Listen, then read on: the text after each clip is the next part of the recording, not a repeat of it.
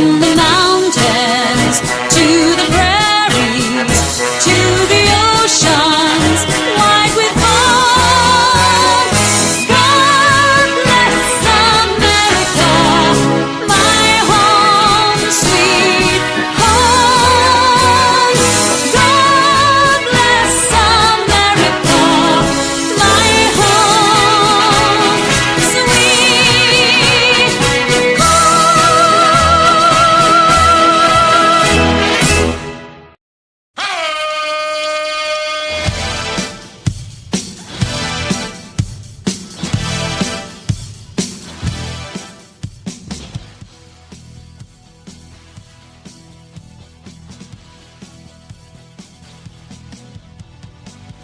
Hello, everyone, and welcome to the Smack Attack. I am your host, Jimmy T. He is my co-host, R to the B to the V, and happy 4th of July to the good old US of A. Rick, what's crack-a-lackin', man, on this great 4th of July edition of the Smack Attack? I got 3 things to say. God bless our troops. God bless the USA. Now let's talk some pro wrestling. That was beautiful, man. That was well put. Happy 4th of July to everyone once again in the good old US of A.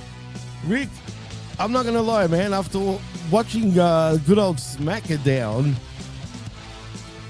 I don't know, man. This felt like the worst, most throwaway edition of SmackDown that I ever watched, I think, this year.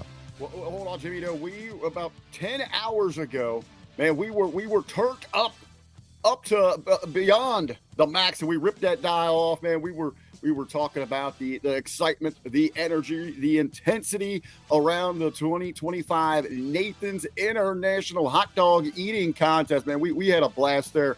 Thanks everybody joined us in the chat, but like I said, man, we were turned up. So we got to find that level again here, man. We were talking hot dogs, but now we got to talk about a soggy doggy episode of SmackDown. As we said, we were kind of chit-chatting back and forth before we hit the studio, before hitting that live button. You could tell a holiday show, tape show. They phoned it in. To me, no excuse. That's where the disappointment lies. I mean, there was so much they could have done here to make this a special episode, but I'll save that for the review. I couldn't believe this. I also thank God for back to 2 hours, but I got 3 pages of notes on this thing, and a lot of it has to do with presentation, marketing, and direction that we got. And I thought a lot of missed opportunities. So we're going to have some good conversation about that. But Jimmy, speaking of the hot dog eating contest, brother, representation, you know, obviously we're celebrating Independence Day here in America. Happy birthday to the red, white, and blue. Joey Jaws Chestnut returns to the Coliseum, the grand gladiator of gluttony that he is, reclaims the yellow mustard championship belt. He is number 1. He puts down, what was it, 71 dogs was the official count. 71, yes. 71. He didn't get the record there, but hey, what an amazing showing there for his return to Major League Eating to Coney Island. Welcome back, champ. The icon, the throat goat, as he was dubbed in the chat earlier today, man. It was awesome. But the international flavor, your boy, the sausage slinger from Sydney, from down under, Mr. Webb, man, a big 3rd place finish there for your boy. 3rd place, you know what? I was going to say he seems like the type of guy that sticks to 4th place since he's the world number 4 in eating, it seems. Hey, he's going to be moving. He's going to be moving on up, man. He's going to be ranked still. He's going to move up to rank number 3 in the world, but it's still again number 1 in Jimmy in Australia's heart. Mr. Number Webb 1 down there. Hey, you realize we did not mention this earlier today. We were so caught up in the hype, as we said. We were just pumped. We were plumped to be there talking about it. But we missed a big connection that me and you got to witness history twice this year. Got to share that and talk about it. Earlier this year, we saw John Cena become a 17-time world champion. And today we saw Joey Chestnut become a 17-time world champion. So a little connection there. Is that a coincidence, you think, Rick? Or you know what I mean? Hey, the fix might be in. Let's settle it. Let's unify the titles: the Mustard Championship, the WWE Undisputed Championship. Cody, you can wait your turn this time. Step aside like you should have for The Rock. Let's do a best 2 out of 3 wrestling match, hot dog eating contest, and if we got a third one, we'll somehow combine them there. But again, shout out to the chat here, loading up, especially tonight. Jimmy and I want to try something different here, going live immediately following SmackDown. It's a lot easier with that 2 hour, baby. We know for those of you that are in the States, hopefully those fireworks or shows are ending, and you're joining us here. But Jimmy, we got 4 lovely photos. If SmackDown is enough to keep you here, that we want to celebrate America inside with a little wrestling flavor. Well, let's start with stand up and salute, baby. That's right. Woo! Now this is hey. First of all, how cool would it have been, and how fun would it have been tonight to have who should still be our women's reigning U.S. championship representing tonight on SmackDown if she still had that belt. You know, it's funny you bring that up because the second she came out tonight on SmackDown, that's the first thing that went through my mind. She's still playing that Miss America type of, the her verse. What have been glorious to have her celebration, what she could have brought there. We got a couple shots there from Miss former Mandy Rose, aka Mandy United Sacks of America. She can play with my sacks. And John Deere Green looking very good there. John Deere with his tractors too, man. I mean, Jesus. Yeah. Come on. Deere Green. Look at her. Woo. Don't worry about John Deere. We got Lamborghini now right there too.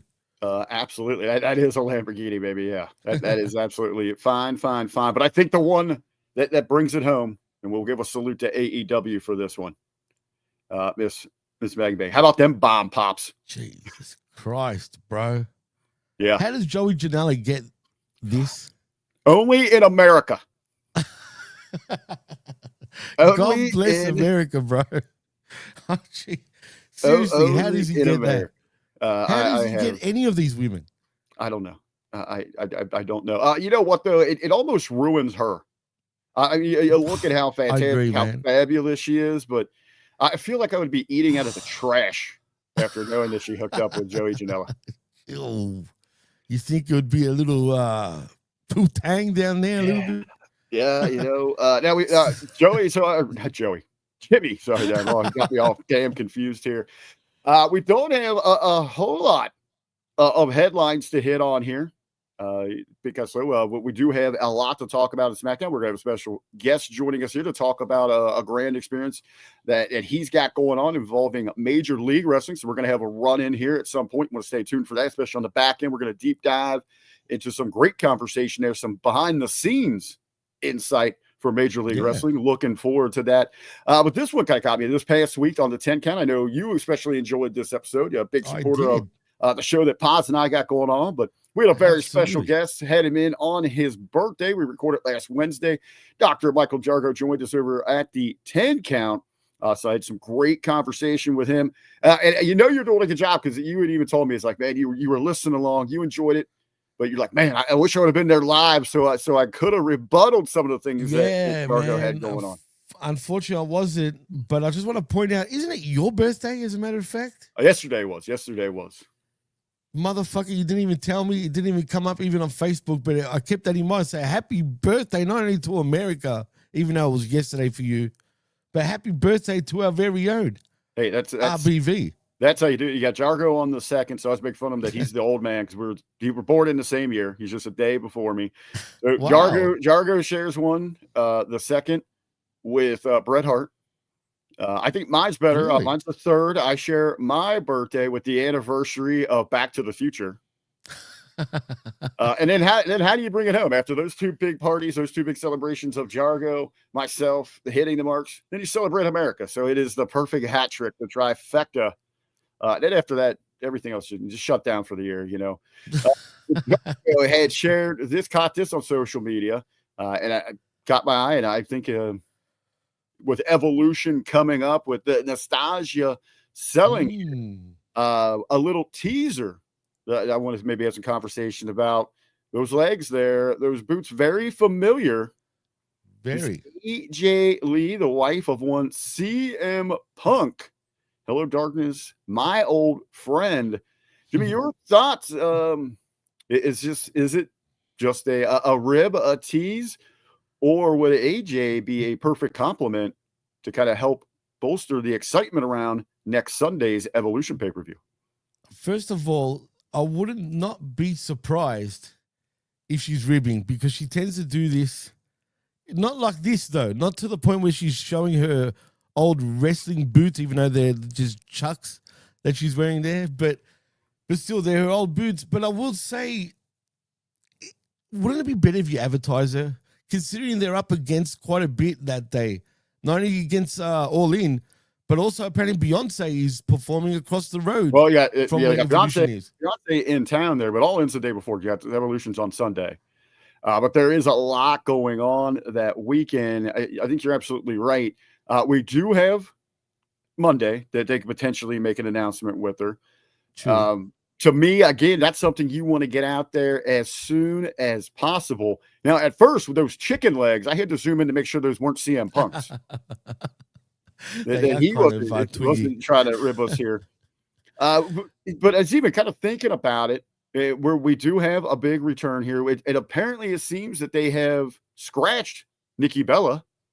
As soon as Liv Morgan went down, we've disappeared. She has disappeared. She was at that show that Liv got hurt. She was scheduled into the script, supposed to be there that evening to do something to continue to set up that match with Liv. They had to scratch that there. I don't think she's on the updated promo posters, and she has not made an appearance since then. We haven't heard anything on the sheets, things like that. So it looks like they completely moved away from that. We do have a pivot we're going to talk about when we get into SmackDown. So is AJ an extra boost? Where would you see her fitting in? Well, there's a battle royal going on, I believe, for Evolution, correct? What's that? There's a battle royal actually happening at Evolution, correct? There is, and that will be for some kind of title shot.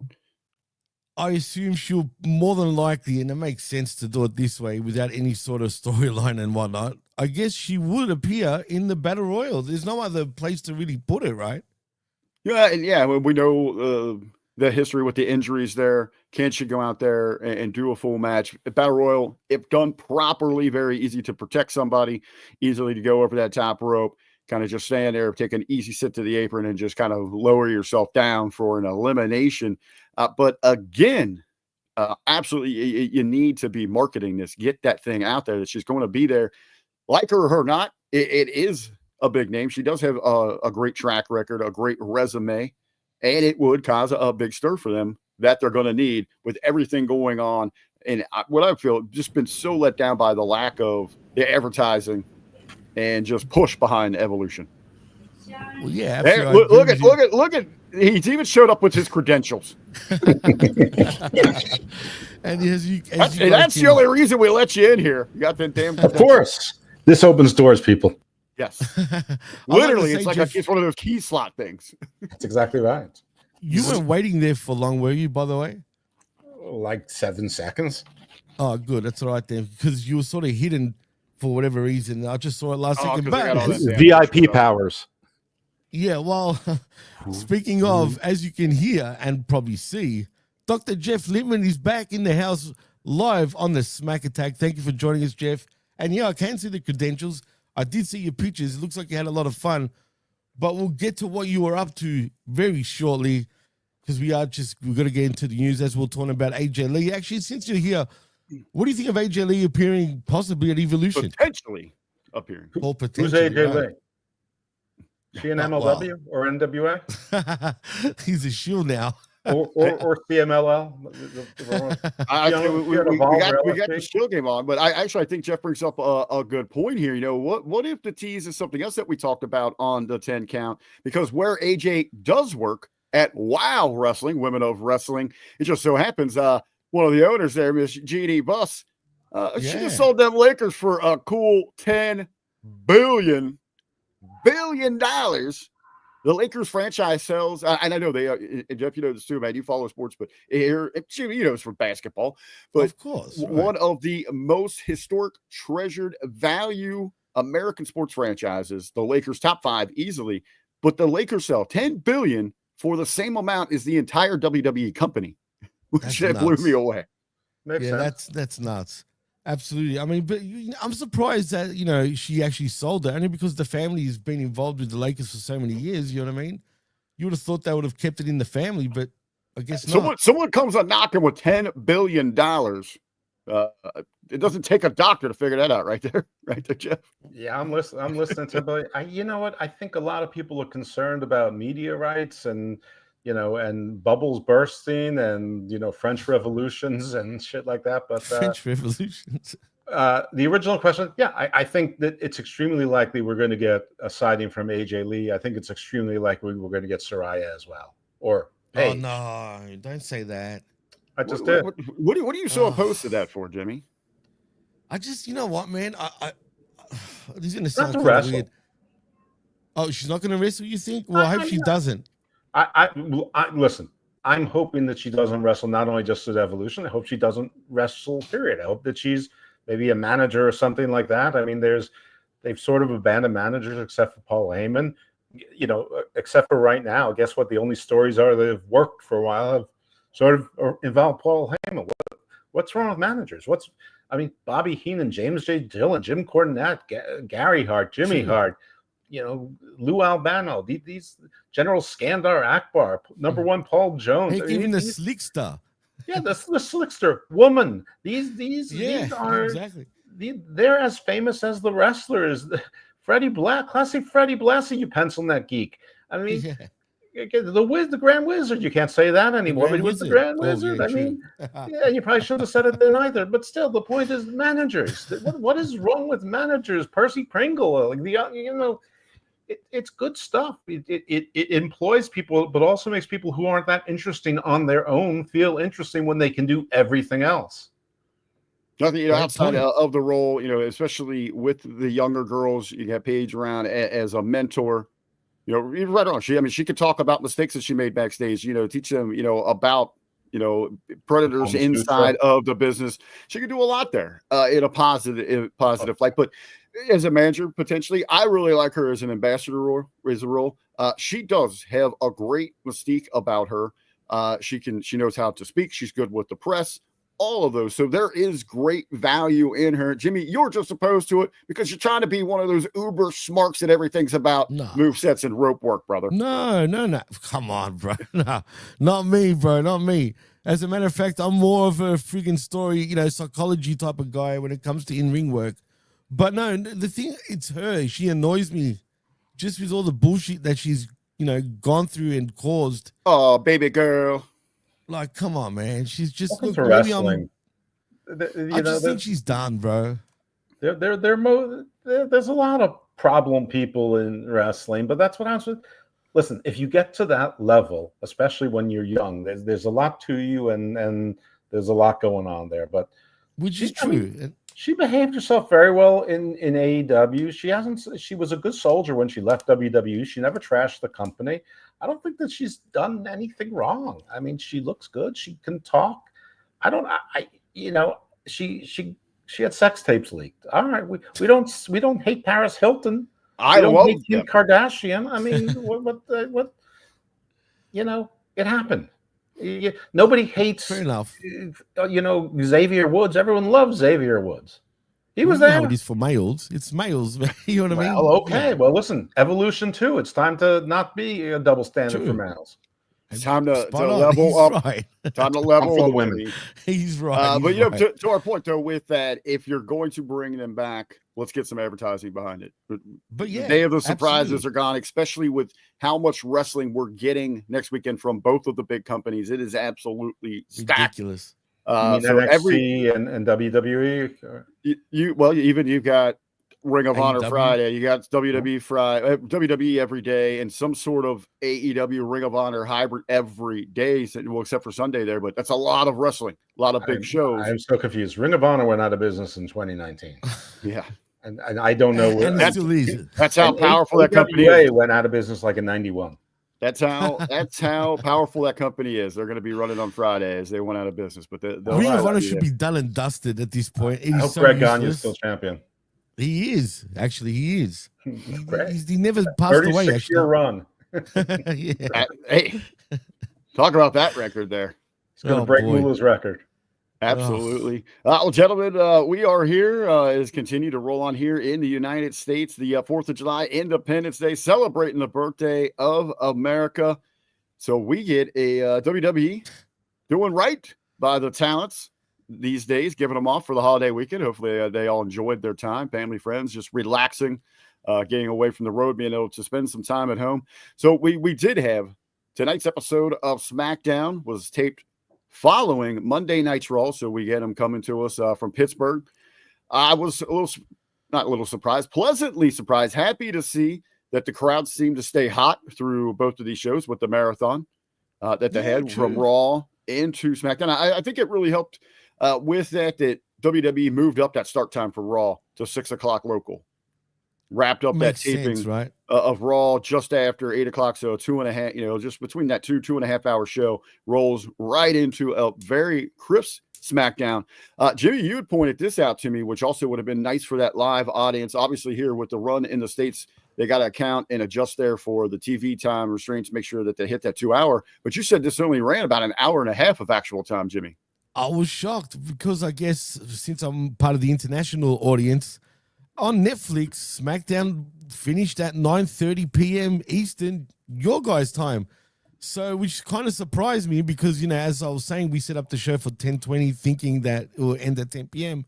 But like you said also, Rick, the show did end on the USA Network at 10 p.m., correct? Yeah. We were out at that 10 o'clock as they roll into their nightly program. Dr. Lippman, you've been busy man. Working the wrestling scene. Are you able, are you up to speed? Everything going on in WWE? They got a lot going on. I'm probably up to speed on everything WWE that most people aren't.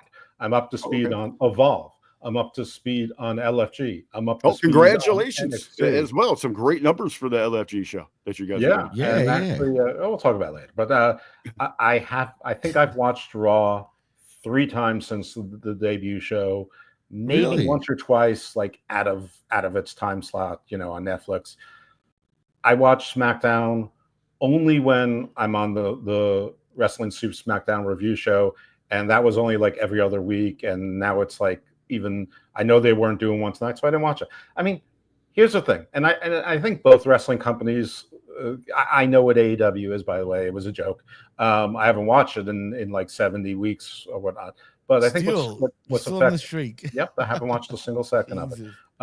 But I think what hurts both of them is that they both have like these monthly pay-per-view PLEs. And with Saturday night's main event, there's even more. With NXT, there's even more. And now with Evolution, there's more. And Saudi special, there just seems to be more and more. So they're going to recap everything for me once a month anyway. I don't need to watch their weekly TV to know what's going on. I'm probably going to hear about some things during NXT and other shows too. So I will gladly take those 5 or 6 hours a week of my life for other things that I'm going to fill it with, even if it's just to give an old show a try that I haven't watched before. That I'm going to review with the former host of this show, John Enright, and in a few weeks on the Garden Show. So no, I mean, I'm sort of up to date. I'm sort of current because I listen to podcasts and such, and I'm pretty active on X. But no, if you ask me what happened this week on SmackDown, got no idea. I hope they announce some matches for Evolution.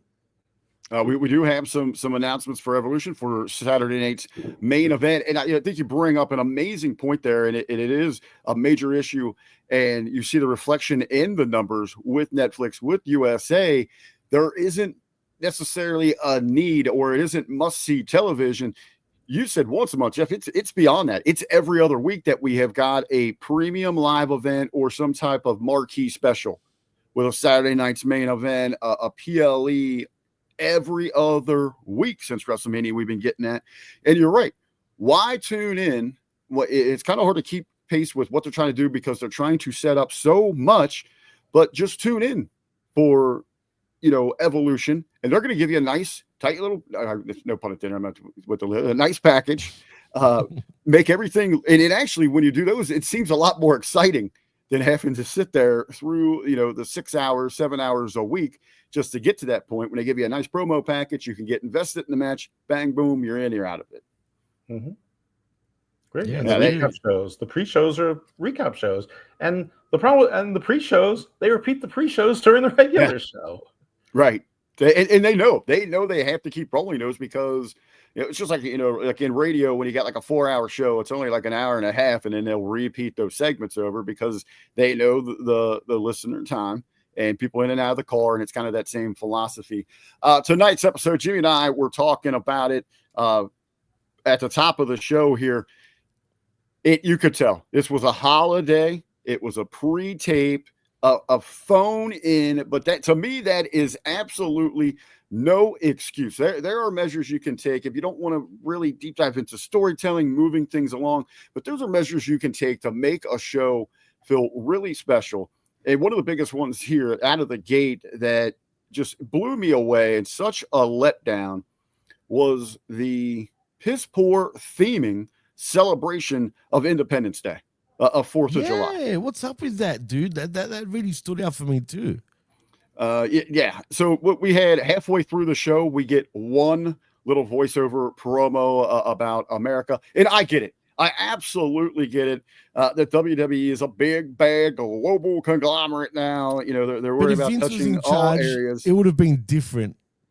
Well, stay true to that red, white, and blue. That's Right. where you're from. You show that patriotic pride. That's where you're getting your big money, your big payday still. And it adds, you can add a lot of flavor and a lot of fun to these shows. And it lets you create what WWE is looking for nowadays in their media marketing strategies, those big pop moments that the company craves so much. And there's also ways here you can use that patriotic theme if you want to, pop other countries and things like that by putting over those foreign villains that could come out and get some heat, which I thought they did such a piss poor job of use of Drew McIntyre in this show, which could have had a lot of fun getting over as that heel and poking and Drew, as he typically does, man. He is so great on those snarky insults, backhanded insults. He could have had a lot of fun out there tonight, but to me, he was a buzzkill. Could have been used much better. Here's another thing: a ton of Nick Aldis tonight. Like every third scene was Nick Aldis. Nothing screams Independence Day America than a British guy bossing everybody around. Okay, I was going to say the same thing. Wouldn't it be great if they brought in Mickey James and said, "Nick, you're British. No offense. I love you, my husband, but you got the night off. I'm GM tonight." You kind of read my mind there.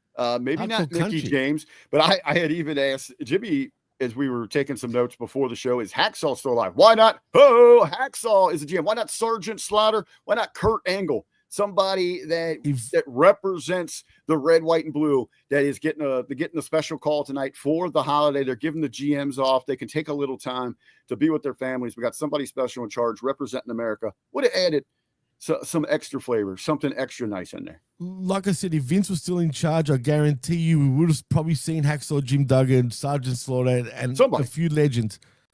But now with this TKO group, like Zane said in the chat just a bit earlier, he says, they're just another Saudi league. They don't give a damn about America, it seems, this new... But it's just dumb. I mean, there's not... Listen, if somebody hates America that much internationally, they're not watching WWE. They know where it comes from. I mean, there's plenty of people in America that hate America that are still watching it. If you want to watch the wrestling, you're going to watch the wrestling. I mean, so they know where it's coming from. Yeah, I agree. Why hide from it? It's dopey. I'm with RBV that this is a 52-week a year thing. They're always telling you it's a 52-week. There's no weeks off. There's no seasons off. They give wrestlers time off and things like that now, which is nice. But like after WrestleMania, there's always this slow. And people go, it's always slow after WrestleMania. Yeah, well, they weren't always worth $11.3 billion. You don't get to take weeks off. Tell the NFL it's Thanksgiving. No, those are important games. Those are those Super Bowls for some of those teams. Even like the Christmas, New Year's into Royal Rumble season, have some cliffhangers.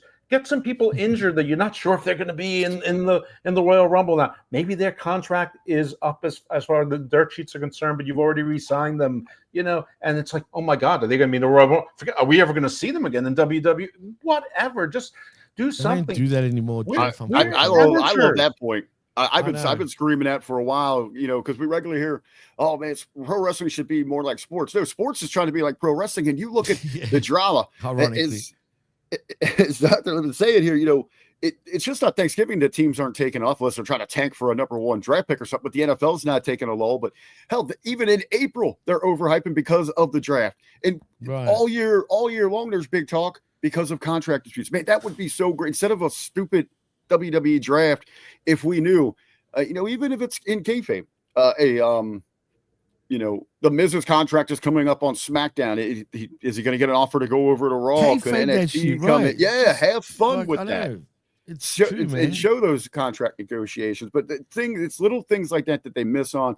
They could have spiced this thing up with a few little touches, an American theme to make things nice. They did have a theme that they steadily stuck with through this show. Graphics, the SmackDown graphics had the American flag. Yeah, they know just that stupid flag. But I'm talking about the buy-in where they're getting major money from the Superman movie.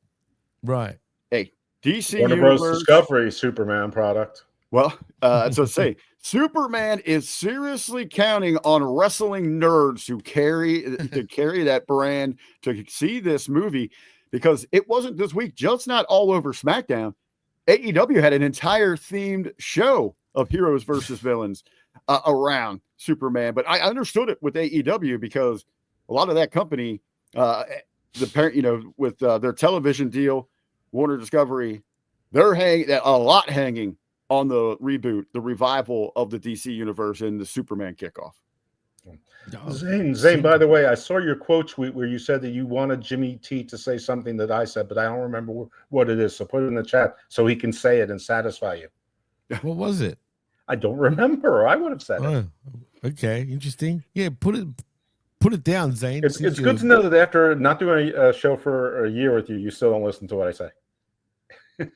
Well, I don't know what you said. I don't know what you said. If it was reference towards me, then it went over my head. I just said I don't remember what it was, so put it in the chat. Well, yeah, exactly. I heard you, obviously, Jeff. Well, we got our own heroes and villains here, but both shows had the Superman theme to it. I will say I did like a little bit of the superhero promo package that they put together. I like the super replay that they did after the women's tag match. But again, I think some missed opportunity to take that to the next level. Why not a Superman hype? The 5 Superman-esque SummerSlam performances where someone rises above an occasion or something like that to parallel those into professional wrestling. Hey, you got a guy. We could have done some fun segments hyping up the Superman movie. He's on staff. He is an agent. He works in the company. Where the hell was Hurricane Helms? Shane Helms is a reporter. They couldn't get Clark Clint to come cover it, but the Daily Bugle sent over Shane Helms to talk to the WWE superstars about how much they love Superman. You could have had some fun things for this show instead of just mailing it in. How hard is it for the writers to do something where someone's not happy with something, Nick Aldis say, stop being Lex Luthor, or someone comes in and they it's a heel that they think they're a face, there's always that, and they could say, hey Todd, and they say the comment king, and they say something like, you're not Superman, you're Bizarro, or somebody, the new spooky character. Get out like Eric Rowan walks there and someone goes, get out of my way, Solomon Grundy. I'm not saying this is brilliant. It's just, but we're not paid. It's just we're just throwing out ideas here that obviously they didn't even think about or they just missed, but it's something to have fun with it, especially on a show like this where you should be more themed, doing some special things. Now, Jimmy, I did like that you said, you're in and out hour and a half on this thing. We get the 2-hour stretch. It seemed to me that these commercial breaks were running extra long. I like to go back and time these things actually. Because I'm sitting there like, God, I feel like it's like 5 minutes. It's like WWE said, okay, we cut out an hour, but we're not losing that advertising dollar. We're still going to get 3 hours worth of it into 2. It seemed like they were running long tonight. This was a long 2 hours, and I don't know if it was just because slow pacing, wasted segments, bad booking, bad creative. There's a lot of yeah. that. But honestly, like, even though for me, I got it for an hour and a half, I felt like it dragged on, dude. And even though this is the first episode that we've gone back to 2 hours with SmackDown, it didn't feel any, it felt just as long, man. And I don't know what it was. Maybe we're gassed out with all the wrestling that's on television. I have no idea. But this show in particular was really bad to the point where I feel like this was the worst show of the year. Possibly, but you get those with those holidays. But to me, with this 2 hours, this is an opportunity to use that as a revival, to feel fresh, get that feeling. Tell people, hey, we can't take a break now because we're back to 2 hours. The action's coming at you. It's going to be fast paced, in your face. Bam, bam, bam. Don't miss a minute. You blink, you're missing a lot on do SmackDown. that anymore, boys. I mean, unfortunately, remember like back in the day, especially during the Attitude Era, and I'll, sort of have a nod to Nitro. Remember when, you'd have the NWO attacking everyone, Sting would come from the rafters, but you'll never see the conclusion of what happened. You know what I mean? It was just, you'll hear Shivani being like, we gotta go, we've run out of time, see you next week, right? And Jeff mentioned that a little bit earlier, about the cliffhangers. I think that is, we need that again, man. But in a reality, that is so difficult to execute with the age of the internet and immediately everything being available. But I think that's kind of what. But I think it's kind of what they've all said. The Rock, Triple H, they have the show on Real. They've said we're all characters on TV. So what? That too, right? I mean, I just watched Thunderbolts. I just rented it for $24.99. At the end, they showed you a spaceship, and it rolls over, and they panned in, and you saw the Fantastic Four symbol, and that's a cliffhanger. I know it's not real. I know the movies, but now I'm like, oh, I wasn't. Yeah, but there's not a production assistant like saying, okay, but here's the footage that I took. When it's over, where you'll have that immediately on social media, people that are live there in the arena, they can protect those cliffhangers as opposed to a live event with a live audience of like professional wrestling. I mean, I think they can find ways to protect people that run in and hide under the ring for 20 minutes, but not for 2.5 hours. They can find a way to protect the ending. I mean, they're professional production crews. They have controls over the lights. They have controls over tarps. They have control. They can have little palanquins, that are basically tents that people carry on poles from the inside. I mean, if they want to, they can figure it out. For free, I will go in the room and spitball ideas. Most of them will be shit. One of them will be okay, or lead them to an actual good idea. That's what blows my mind, guys. How does this crew of, I want to say professionals, and I'm talking about like Triple H, like your Bruce Pritchards, you know what I mean? How do they not understand common sense? I'm pretty sure they know the business, right? So what would be the issue? Why are they doing things backwards at times? Like, do you know what I mean? I don't understand why. All it is logic and common sense. Apply that to wrestling, and it's easily done. The only answer I can give you is that their view is, if it ain't broke, don't fix it. The stock is all-time high. We're making money. It's all that. Head over foot. We don't want to get too creative. Yes, it might be shitty. That's all I'm going with. That's all I got. As opposed to just keep trying to push because this is getting boring. But maybe it's only getting boring to people who watch too much wrestling. Maybe they're getting the 11-year-olds back again. I don't know. I don't see it in the numbers, but maybe they are. Yeah. Oh, gentlemen, go ahead, Jimmy. I was gonna point out the chat what they were saying, but like T and Cooper says, WWE is coasting on record revenue and ticket sales, and that's basically exactly why they're probably just phoning it in and doing whatever they're doing right now. But that doesn't mean you gotta give us some bad shit. I'm not saying WWE is totally bad. For the most part, I don't mind it, but just tonight especially just left a bad taste. And considering it's meant to be the 4th of July episode of SmackDown, like you said before, Rick, they could have done a lot more to celebrate, the birthday of America. You know what I mean? But even if we got to lean into the holiday, lean a bit more, have some fun with the involvement there with the Superman movie, a big time sponsorship that was all over this thing. So they're getting some big bucks for that. But gentlemen, let's deep dive. Let's get into the actual show itself. Again, on the tape delay coming from Pittsburgh, PA, that shithole. But anyway, we've got SmackDown Coming at us here, we open things up. We see the arrival. Jimmy, I know your heart is still broken.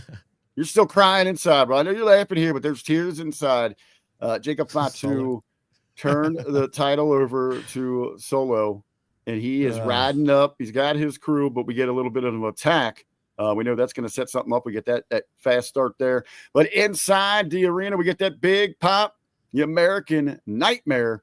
Cody Rhodes is out, and he is the king. He is the new king of the arena, #1 contender, and he is determined not to just go put on a show there in New Jersey, but he is going to reclaim what is rightfully his. He is going to make all the wrongs right again when he takes that title from John Cena. Cody quickly cut off there by Randy Orton, comes out and says, Randy says he had that moment. He was going to put the American Nightmare, Cody Rhodes, away, but he hesitated, and it was Cody who didn't hesitate, seized the opportunity, put the Viper down for the win. Randy's proud of him. They embrace, but here comes Drew McIntyre. This is where I thought you had a big open, hot crowd, 2 big stars they really love. You can get some excitement going. My notes here is just Drew absolutely killing momentum. Why not keep the excitement and the intensity going? I don't know. And this would have set that tone for a fast-paced 2 hours. Maybe that's the heel move there. You want him to come out there and slow things down, interrupt that energy. But to me, it was almost like that time of like, okay, this is where I would go flip away to see what else is on. I'll come back here in a moment. I would have used Drew much differently here as that foreign heel takes some shots at America. Instead of just the bland, drawn-out delivery that we got. But eventually he eats an RKO. I would have had him actually come out and just eat an RKO right away and then done some stuff with him later on when we saw that segment. But, Jeff, I'll go with you here first, the open. This have you excited? Did it have you moving? I didn't watch the show, bro. No, but go by. Yeah, no, I was going to say, but just hearing what you heard, are you excited for McIntyre? But then again, you don't know what's been going on with him. He hasn't been around for actually a few weeks at this point. I do know that they faked that he was hurt, but I also know that he went to Jinder's wedding because I have pictures of him at Jinder's wedding. I saw that. With one of my close friends, PJ Black, of course. Well, you're blushing. You're blushing. I will tell you this. I did get to check this thing out, and I know you're excited. We've got some things we want to talk about. So let's put the SmackDown on pause. SmackDown review on pause, Jimmy, if that's all right. And we will turn our attentions to what Jeff's got going on there. He is very excited about it. He's got a few projects here. They did launch their LFG Let's Go show. Big numbers, a great reception there, man. So I'll kind of turn it over to you. I know you want to talk about some MLW stuff as well.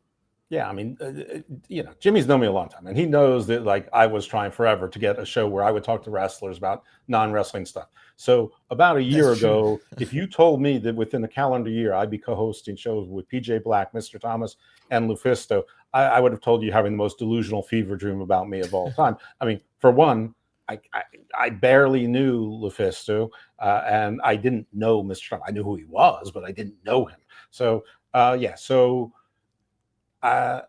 sort of, I'm sort of a wrestling soup guy. Everyone knows that. And this channel and soup, they're friendly. I said, is anyone doing an Evolve show? And Mish says, no, you want to? I said, sure. And so he put me with this guy, White Chocolate, now he's White Tungsten. So we do that. And so, this wrestling's boring. I'm enjoying, I only like NXT, to be frank, in the NXT, in the WWE universe for the most part. So it's clear I like the development, seeing the younger talent develop and evolve, and seeing characters, seeing the Petri dish. So we do that. I think we're the only show that does Evolve. And from that, I said, listen, season 2 of LFG is on. I mean, I'd sort of like to do that too. Missed you have any ideas about it? The funny thing is I hit up a couple of people before I asked them, just in case. And one of them was Lufisto. No one answered me. Really?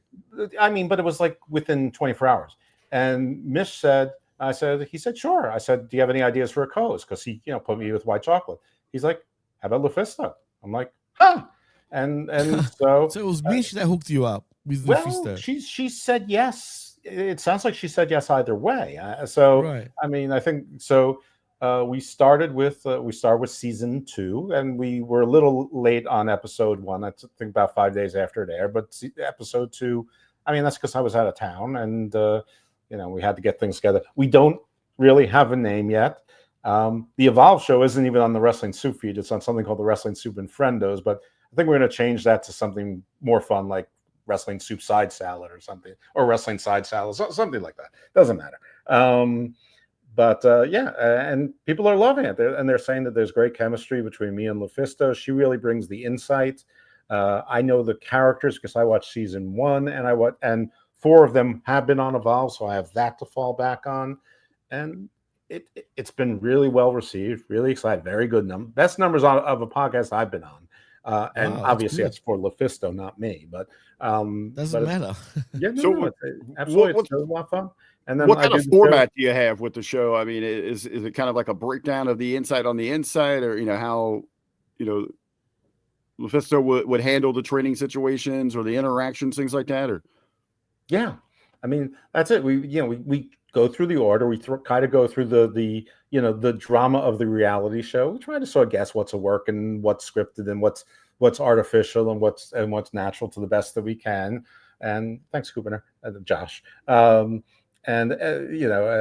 yeah, Lufisto breaks down what she's saying. Now, I don't always agree with everything, but that's okay. I mean, obviously, she's a 30-year veteran in this business. She's was wrestling for 26 years. She's promoting now. She's got a wrestling school, all that stuff. So yeah, she's sort of like the Joe Numbus, and I'm sort of like the Mish. I mean, except I'm an amateur Mish, and she's a more professional Joe Numbus. I mean, in the business, that is, not broadcasting. Come on, Jeff. But people like it. People are liking the chemistry, and the first episode was probably about an hour and a half. But last week, I think we got it closer to an hour, and that's probably going to be closer. You find that groove. You kind of know what works, playing off of one another. The conversation flowing a little better for you. Also, because this week was more matches than character work, and sort of like the real world sort of drama. There were 4 matches. So, but she really breaks stuff down, and sometimes I see things that she doesn't, but I ask her, like, is that just my lying eyes, or did I see that, or whatever? So hopefully you check it out. It's on it's on the Real Wrestling Soup feed, so that's always exciting. The only shows I've had on the Wrestling Soup feed are the Body Slam Breezers, when I every now and then I do a show. I love the thumbnails for that show, by the way, Jeff. Thank you.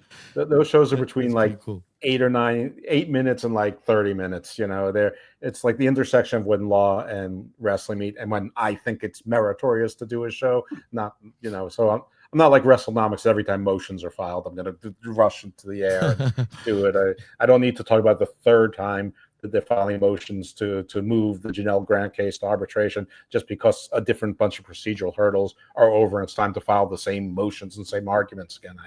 I don't feel the need to do that. It would just bore people, which is probably what people need to learn about the legal system, is that it's long, tedious, and boring. I mean, the Janelle Grant story broke about 2 years ago. We still haven't had a bit of substance in the case. I mean, if you don't see how those things, and everyone who's like convicting, Vince, I mean, look at P. Diddy. I mean, he was actually charged with federal crimes in the Southern District, New York, and what was he charged with? He got RICO'd, man. Well, no, he didn't get. Yeah, he's not acquitted. Silly, though. What he got was basically what every out of town bachelor party organizer would be charged with. Ridiculous. Hey, how about that for a remake? The Diddy Bachelor Party movie. Oh my goodness! Listen. That's my last Diddy comment. I'm so tired of seeing baby oil jokes and things. I mean, none of it's funny. It's just not. I mean, it's not funny. It's disturbing. Did you see people after he got acquitted for most of his shit? People were literally outside celebrating with baby oil over themselves, man. But it doesn't matter how despicable, disgusting what he's done. It's because they got one over on the legal system. They got one over on the man, and it's sad that they're celebrating that. But that's here or there because it's up to so many other great things. There was a lot of consent involved until after they broke up, and then you take a lot of shit. I think there's a lot of people that think that. I don't know, they're wrong. I'm not on the jury. That's why I don't try to prejudge these things. I don't think they're funny one way or another. And I let the system run its course, and every case everyone's like, what do you think the P. Diddy case is going to influence the Vince McMahon case? Not a single bit. Nah. They're all a bunch of shitheads. Literally shitheads. Yeah. Jeff, let's talk about that beautiful lantern you got there around that neck, man. Some big connections happening there for you. Okay, so I went up to I'm in the Baltimore area. MLW was in New York. I co-host the show Gospel of Thomas with Mr. Thomas, which started as Book of Black, and PJ will be back at some point when he's not going to Calgary and going to Ginger's wedding and parachuting, which he did yesterday, and he said, and whatever. So Mr. Thomas, is in the Boomaye Fight Club, and as am I, of course, but I'm also in the Sentai Death Squad. Mystico hit me stiff. That was terrible. But I was the last Sentai Death Squad to get knocked out before MJF. That's awesome. No, not really. Of course not. I was in the audience. Damn. So I got this VIP pass, and I got the press lanyard, which, as near as I could tell, gave you nothing, including no VIP. You could walk around or whatever, but you couldn't go upstairs or downstairs. Well, I don't know. I didn't really try. So did you at least get a hot dog and a handshake?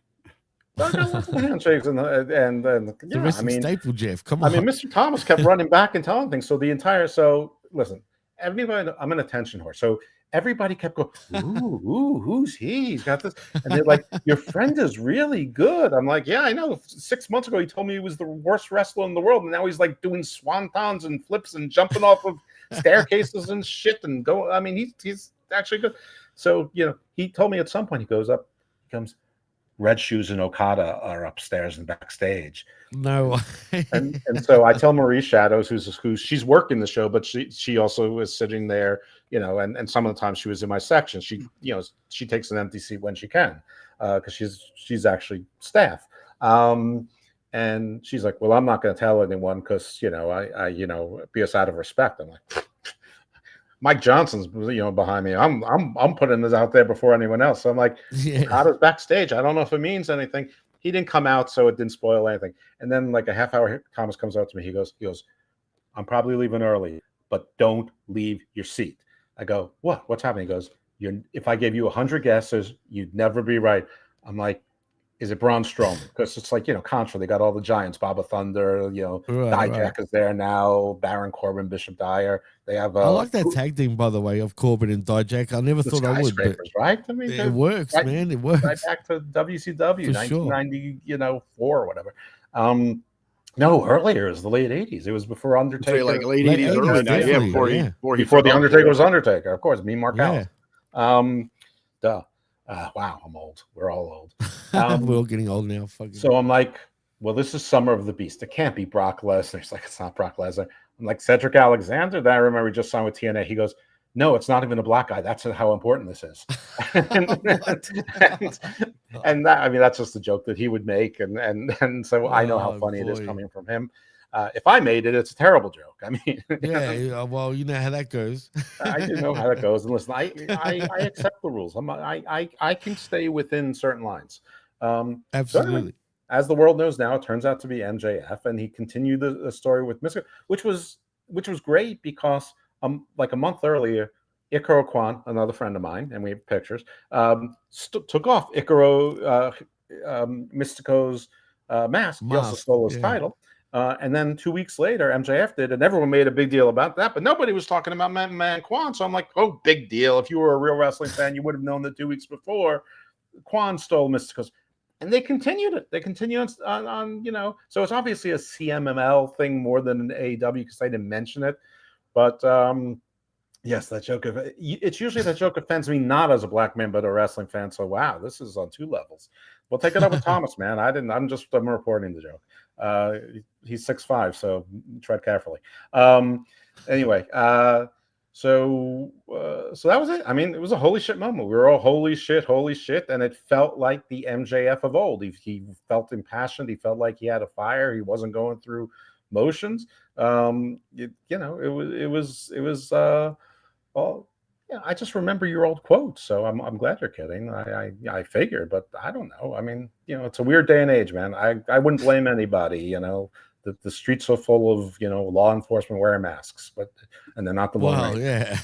So do you have any insight? The Iggy is, as we know, the working relationship here with CMML and AEW. Is MLW going to try to get into that fold, or is just MJF kind of going back home and saying, thank you for all that. Let me lend something to the show to heat some things up for you. Obviously, amongst that fan base, those uber smarks inside the bubble, huge reaction for it.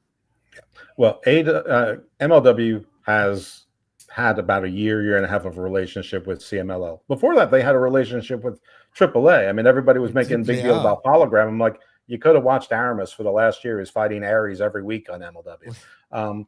But anyway, also the Brass from New Japan came out. I don't remember their names. I don't know their names. I'm not a big New Japan guy, but two of the top executives, they gave them plaques. They made a whole ceremony. Like I said, apparently Okada and Red Shoes were there. Kenta's there from Noah, but Kenta has the Go to Sleep Club, which is clearly a Bullet Club shirt. They obviously let him do that. Whether or not AEW is involved in it, I don't know, because of All In. They probably don't want to muddy whatever's going on with MJF and the Hurt Syndicate with a story that's mostly going to play out other places. So I sort of understand. We'll find out. I have a feeling it's more CMLL and MLW, but I'm going to give credit to Tony Khan because he obviously had to approve it. And it's not like MJF has been working indies all over the place, that he's got contract control with his big new, contract, his 92-year, contract with big money, that he can do whatever he wants. It's not like Mercedes Moné. So Tony Khan obviously let him do it. I don't, all's well at the moment. I'm cautiously optimistic, but I do think it's mostly an MLW CMLL thing. Interesting. Yeah, because my reaction there immediately when I saw it was, okay, where does this make sense in a business standing for AEW? Are they going to get out of it? But it's now that, hearing it play out the way you're describing it, I mean, this could absolutely be a major solid for, hey, I'm paying this back to where I came from, where they kind of gave me my start, where I cut my teeth and really got the MJF character rolling. But I think interesting and something that everybody to watch there, because Major League Wrestling was one of those companies, much like Ring of Honor, much like New Japan, that was picking up a lot of steam, a lot of momentum, and then boom, hit that wall with the shutdown, and it's almost like they've disappeared. Obviously not gone away, redirected some things here, but they were getting a lot more of that larger bubble, major recognition, and then things kind of halter for them. Well, they got Hammerstone back, but I'm not sure if he's on a contract or not. I mean, Myron Reed came back, but now he's signed with TNA, and I don't know if he's still with MLW or that fell apart. Yeah, but they were one of those darlings, the talk of the town. You see more of them on the sheets. There was more distribution. It was regularly that we were hearing about their stories and those talents that they had. Fatu making a great name there, and it kind of all went away during that time. The New Heart Foundation. Yeah, I mean, they were on a real hot streak there. With Jacob Fatu, especially during those days. They had that sizzle in it, and I'm not taking it away. I'm sure the product is still amazing, but, it was easy to keep up to date with the things there. They had that absolute sizzle, but it seems like they've experienced a little fizzle in terms of distribution and being recognized in the industry. You're 100% correct. I mean, it used to be the only place where you could see, 4 different styles of wrestling and wrestling from 4 different promotions. I think GCW ruined that in a way, though. Maybe. I think AEW sort of ruined it. I think it would be the AEW thing more than GCW, because it's so AEW was so accessible. I mean, it was on cable year one. I mean, major cable. But MLW, they air one show. It's usually between 2 and 3 hours on YouTube, a month or every 6 weeks. That's it. Me and Marie Shadows, we do a review of it about 2 days later. It's all free. I'm pretty sure they don't even do pay-per-views. I was in the 6th row. My tickets were $44. By the way, I went with my wife likes Sicario, her son Juventud Sicario, and Steve Pena, Big Daddy Cool, former co-host of the Hammerlock Hangover. Big Daddy Cool, Ron Jackson, took a train there, looked on his phone. It said it was sold out. Decided not to go to the ticket window to buy a ticket where they absolutely would have sold the one. Got back on the train and went home. You're kidding, dude. Oh, You're fucking kidding. But Pena like stayed back, obviously, right? Yeah, we had dinner with him. He drove us there, all that. And yeah. Ron literally went home. I mean, he didn't even text. I mean, like, because I'm VIP, he's with me. God, come on, Ron. Jesus, man. He should have at least tried. I mean, God.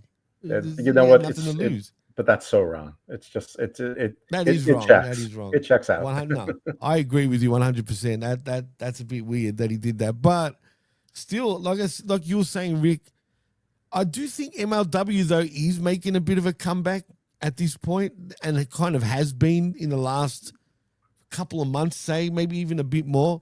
I think they're going to get a TV contract this year. Whether it's better than NWA and Roku or something similar to that, I don't know. Whether it's going to be like on Destination America or Pop or doesn't matter, or Pluto or Flex. I don't know, but I think they're going. I think that they're getting something this year. They lost their being. The Dose rub has become the Gospel of Thomas rub. Thomas was saying, "You're taking credit for everybody's work, aren't you?" And I'm like, "Yeah, it's my gimmick." But now he calls it the Gospel of Thomas rub. It's so undeniable. It's so undefeated. I'm just laughing at that Don Gizzle interracial culture saying, "Let's get some old Joe playing E Honda from Street Fighter." I'd be offended if I was Joe, but anyway. So right now with MLW, what is the territories? Where are they touring? What is the frequency? They're always in the New York area mainly, right? No, they have a live show probably every 8 to 10 weeks. They seem to be going Tampa, Atlanta, New York, Philly, Chicago, LA, sometimes Las Vegas, and Dallas. They're covering some ground there. That seems to be the loop. Philly, I think they look at as their home ground, but there's renovations going on around the 2300 arena, so they're spreading out a little bit. But they've had 15 consecutive sellouts. Now they're going to 1,000 or 2,000 seat venues, but I mean they're staying within themselves and they're selling out. Their tickets are very reasonable price. And Vegas also. Did I not say Vegas? They did. Yeah. So so they sort of do like an oval or around the country. And tickets sometimes start at $10, $20. Wow. I mean, so it's a bargain. And as Mr. Brantley's asked, if they would come to his hometown, he would love to check it out. For those out there hitting those major metropolis areas, obviously at the VIP, it's a little bit different there. But from what you could tell, what is like the average fan experience? I mean, because to me, they're in between that indie and that big league, and that's what sets apart to me. I love going to the local indies because it's such a personalized, intimate experience. It's almost you're right there with the action. The talents are so grateful. I mean, it's a great place to take a young fan to have them fall in love with professional wrestling, and obviously so much cheaper than that. Nothing like the big shows, man. There is nothing like pro wrestling live, but when you can have a little bit more of that intimate setting and make those connections is where you can really establish something. Setting, absolutely. Crowd, absolutely. I get the feeling that there's a lot of people that are traveling fans. Like I think that a lot of them they have a shtick with like the Paladino, the ring announcer. Like they'll you look good or you don't look good. Before it's like seems to be a running thing. I'm not so sure I bring little kids there. Some of them are rowdy wrestling fans. They're probably entirely harmless. Probably more if you're what would we say, like what would you say, like a PG-13 and up or even 18 and up? I'd say minus the deathmatch stuff, I'd say it's the same crowd as like ECW when they were on TV. Ring of Honor, 2000. Ring of Honor, definitely. That always does make me feel a little uncomfortable when I go to an indie show and they're promoting family fun for everybody, and then they throw a death match in there. You see the look of horror on the kids' faces. I wouldn't take a kid to GCW because I wouldn't go to GCW. But I mean, there wasn't blood everywhere, but there is blood from time to time. I just got something from PJ. He's saying, "Oh my God, he's never mind." I can't even explain it, but He's you know, out like there. like a He's real lot of character. people, he doesn't love Kamala Harris. But like a lot of people, like she's sort of irrelevant to our world now. But he's still like spreading, passing like when people make like joke videos about her. So, He AI. sounds like a character, man. He is a character. He's definitely a character. He seems like a happy dude too, which I like. I like his energy. You know what I mean? He mostly is. I mean, but he argued with me today that he is a face for radio. I said, Really? I'm tragically straight, but you're fucking beautiful.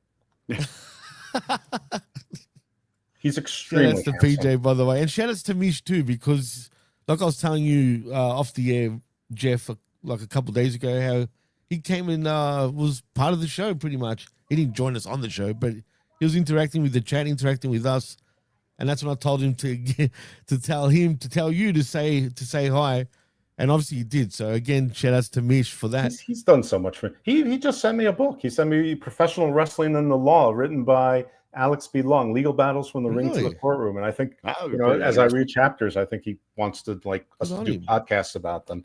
Had the conversations about it. Yeah. Well, he's giving me a Mr. forum. Urban, what else can we put over for you before we get back to talking Blue Brand here, brother? Well, you and I both have an affection for NWA, so we can put that over as well. I'd like to see them, do well. I mean, I don't know what Roku TV means, but talked to a bunch of talent there: EC3, Tiffany Nueves, Aaron Stevens, and Aaron Stevens has been on my Garden show, and he's coming back again. It's funny. I've got him. I have a friend who's a reverend from the UK, and they're both sort of like theater and literature buffs. So the next show we're going to record at the end of August, but we're going to look at like things like Through the Looking, Alice in Wonderland and Wizard of Oz, and they're going to explain it to me through esoteric mystery school lenses as to what they were actually trying to tell us.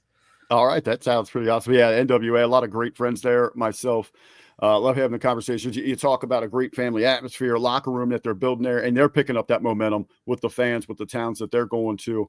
More and more shows. You said they're getting the traveling fans, pulling the locals, so people are noticing the products. I think, there is a lot of wrestling out there, and for these companies, especially, and I don't mean this in a negative, like the mids, like the mid majors, how important it is for them to make those connections in those communities to keep drawing those fans back and being personable on, through social media. And it's a lot of it out there, and the cream's going to rise to the crop. You just got to put those efforts in. One last thing, Shotzi Blackheart was there, and Shotzi Blackheart in person, it's like she shines. Is she? How really?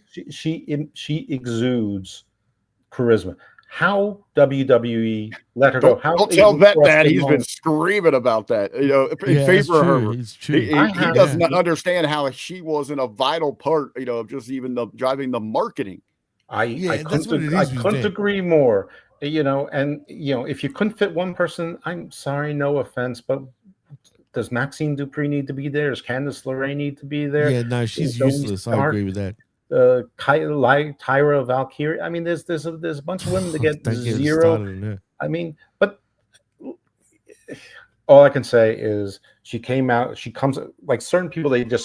Their energy comes beyond their body, and she glowed. I mean, the nearest I can say is when one of my dad's friends, who was like a South African turnaround manager, which meant basically he had companies, he shut companies down and salvaged, the stock and the golden parachutes for the executives. He had a meeting with, I think Columbia or North Face or whatever, and Jennifer Aniston and Brad Pitt came in. And he said, Jennifer Aniston's a pretty girl, but on the streets of New York City, you're going to see 10 girls like that on every block. When Brad Pitt came in, he glowed. It was like looking at an angel. And really? That's probably why she can't keep a man. Yeah, well, maybe, but that's sort of what I felt when I saw her. It's like it's just like there was so much star energy just coming. And I can understand that with Brad Pitt though, for sure, definitely. Well, stick to Shotzi, but she's a spectacular looking girl. She really, really is, and she has a lot of personality. I saw her in her meet and greet line. She's so nice to everybody, so much energy. I don't know who the fuck made that decision, but you're a fucking idiot. Yeah, we don't know. Gargano's wife. Get rid of fucking Gargano. Nobody needs him. No, I agree. I couldn't agree with that any more than what you just said, man. 100%. I put 1.5. I think We she don't, will we be don't back. need we don't though. need any more people here in Ohio on unemployment. So we'll keep the Garganos employed. Oh, come on. You know, But make yeah. him a coach in the PC. That's fine. There we go. Make him a manager. He's a good talker. He's funny. No, And he's get rid not. of his wife too. No offense, Rick. No. Oh, yeah. And we're going to talk about that, Jimmy T and I. But Jeff, hit those plugs, man. We'll let you scoot here and we'll get to the SmackDown stuff. All right, listen, if you don't want to miss anything, probably the easiest thing to do is follow me on the X. You can follow me at dose_evil or at Icarus Fell MD.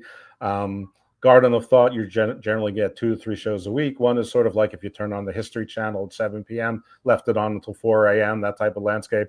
One is sort of like one of those old news magazine shows, like 48 Hours. And then the other is, we talked about the Book of Black Gospel of Thomas. Our upcoming scheduled guests are Vicious Vicky Venuto and Leo Fox. And working on a few others as well. Always working on something. Evolve, it's called A Dose of Chocolates on the Wrestling Soup and Friendos feed, which is separate from Wrestling Soup. On Wrestling Soup, there's the LFG show, name being workshopped, and occasionally Body Slam Briefs, and I guessed all over the place. I'm a giant slut and attention whore.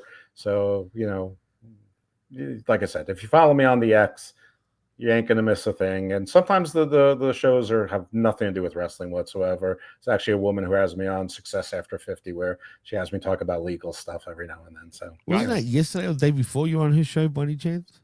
Yeah, I mean, that was the second time. Yeah. And that's the show where my mother watched. She said, "You sounded so Really? smart." It's like, what did I sound like, a fucking just saying, dumbass man. the last 54 years? Always intelligent, always a good conversation, different perspectives, bringing it, into the light with some big wrestling personalities, but seeing another side of them, man. Love the content. Thanks for jumping in here with us, man.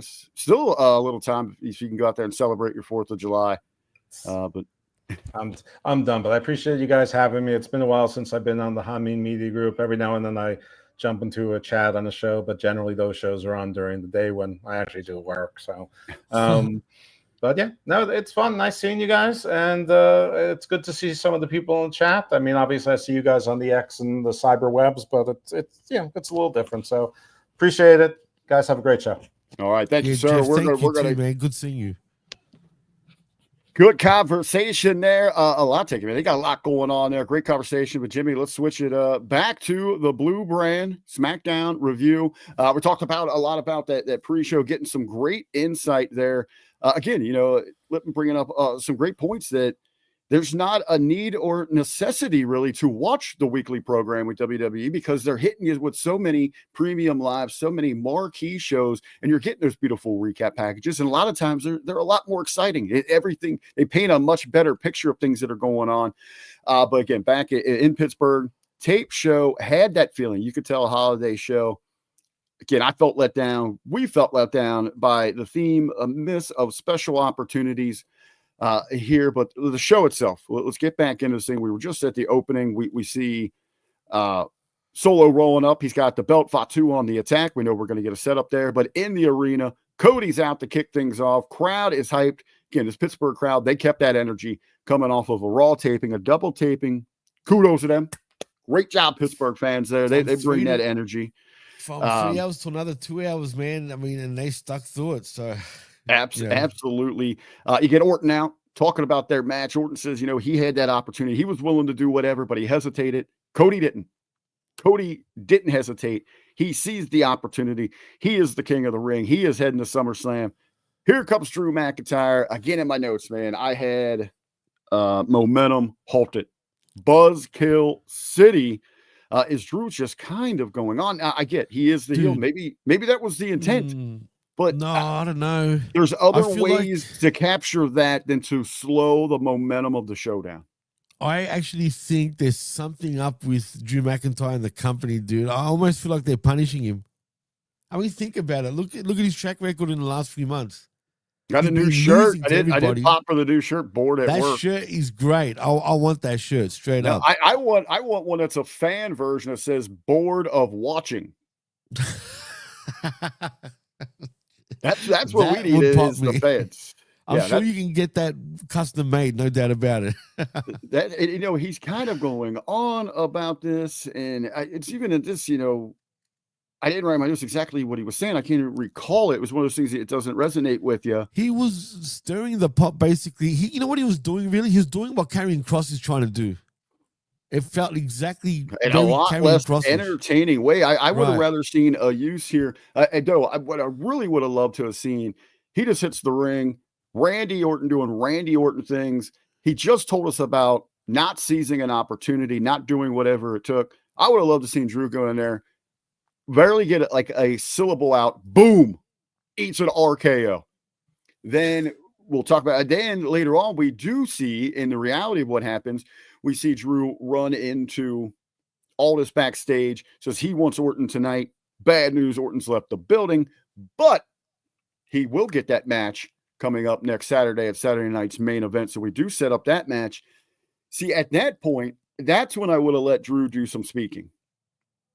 Then set up that match. Or if you're going to have him speak in that open, I would have had him just go on the attack on America about how they're pathetic, how we're celebrating a bunch of people that had to flee from Europe because they couldn't handle it, that they came and stole land, just like the opportunities that have been stolen from him inside of WWE, that he has come back to reclaim those. Somewhere in the show, I would have loved that kind of heat that really would have worked to this instead of just this monotone drooling promo that we get out of it that again sucks the momentum out of this thing. Yeah, see, look, to be fair to Drew, I'm not sure even he would have been impressed with what he got served, tonight on SmackDown. Let's be honest. I think he realizes that's not how you sort of bring back his character. I mean, the guy was gone for a few weeks and then you bring him back and he's just buried again. Right. Like, do you know what I mean? That's what it feels like. Well, I think, we'll tell here. I don't want to say to that. Last time it wasn't very favorable, what we had been seeing out of him. I think it was the last time we were seeing him, WrestleMania, when he was just doing Saturday the deed night's there. main event. Okay. I think. Yeah. They had the blow off match inside the cage. Right. And remember that Priest just walked out of the cage, didn't even bother climbing over. That's how much they cared about Drew McIntyre. That's why I'm starting to think, has he done something to piss off the company? Because I feel like they've been treating him like absolute shit. Well, that might be part of this thing. You give that illusion to the fans. How low is he going to get here before he starts climbing back up? But there's a lot going on. And I think you could have a really long, in-depth conversation about where really to fit him in, because I think we all agree there's a lot of money on him. Right. There's a lot of money on the dude. He looks like a mega star. Absolutely. Could have easily been in that night one main event at WrestleMania. He easily fit into that story, leapt out of that. Then he blows off the blow off in the feud with Priest in that cage, just gets dropped, gets beat on. As you said, left laying is Priest doesn't even struggle to win the match. He just casually takes a stroll through the park out the door. And now we get the re-emergence. So I think what's important. By the way, Rick. What's that? That's kind of odd too, the way they did that to him, though. He's almost in. It will be interesting. He seems to be in a must-win situation for next Saturday. Absolutely. And if he doesn't win, then I'm really concerned for him, because he was hot at one stage. I think it's timing too, though, Rick. He's kind of around at the worst possible time. There's so many guys they want to sort of push up forward that he's kind of taking a back seat right now. Well, I think actually what we'll get here, I think we'll get some kind of schmaz finish. Maybe Orton does go over next Saturday. I think you'll get a bigger match. Too, Rick. I think you'll get a bigger match between these two at SummerSlam. Possibly. Because post SummerSlam, I see Randy Orton taking a vacation. Yeah, I mean, that wouldn't surprise me. And that's usually when they heat guys like Drew up, that they can easily slide back into those top spots for kind of the dull point of the year, that run. You and I talked about during the review of Night of Champions, at some point we are running out of Cena dates. They're going to start spreading those out again, and it seems like it's going to be post SummerSlam. Right. So they're going to need to elevate some of those stars. Drew kind of is one of those made men that if they can heat him back up, a big win at Orton at something like SummerSlam will absolutely do that for him. So we could be going in that direction.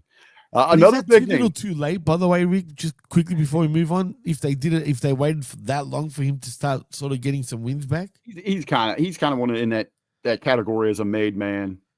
You'd hate to see him get that drop off, but hey, I guess, even if it's late, better than never, right?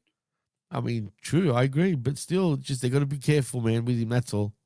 Well, let's talk about another big name that has certainly cooled off, and we got a little outside news with one of these talents, maybe two of them that have cooled off, and it usually seems that way when you get pushed into a tag team, but we get a little Shar action backstage. She's with Aldis. They're having a conversation, and they announced that tonight on the show, Tiffy Time's going to get to hand select her opponent at Evolution, and Charlotte a little confident, or maybe not that Tiffy will pick her, but it should be her. But she comes to the realization that's probably not going to happen. So Aldis proposes another option, a tag team option, where she can maybe capture gold at the big Evolution show. And we learned that maybe this was Bliss that kind of orchestrated this thing, as Alexa pops her head in there.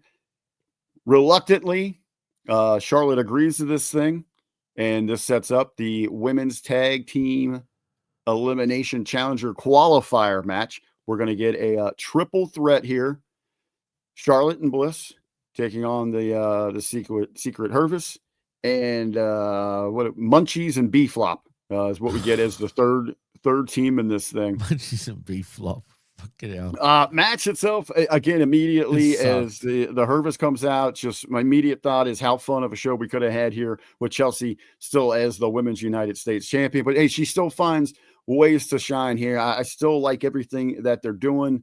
Just it really needs that championship to complement it, to drive things forward. But another miss here for 4th of July show, where we don't have more involvement, more of Chelsea demanding that championship back. Other things, you got B-Fab. Why is she covered her legs? It's one of her selling points here. Sex sells. She's dressed like a freaking Crown Royal bag. Outside of that, I don't know really what they bring to this thing. They're pretty much going to be the ones taking the fall here. Let's be honest, dude.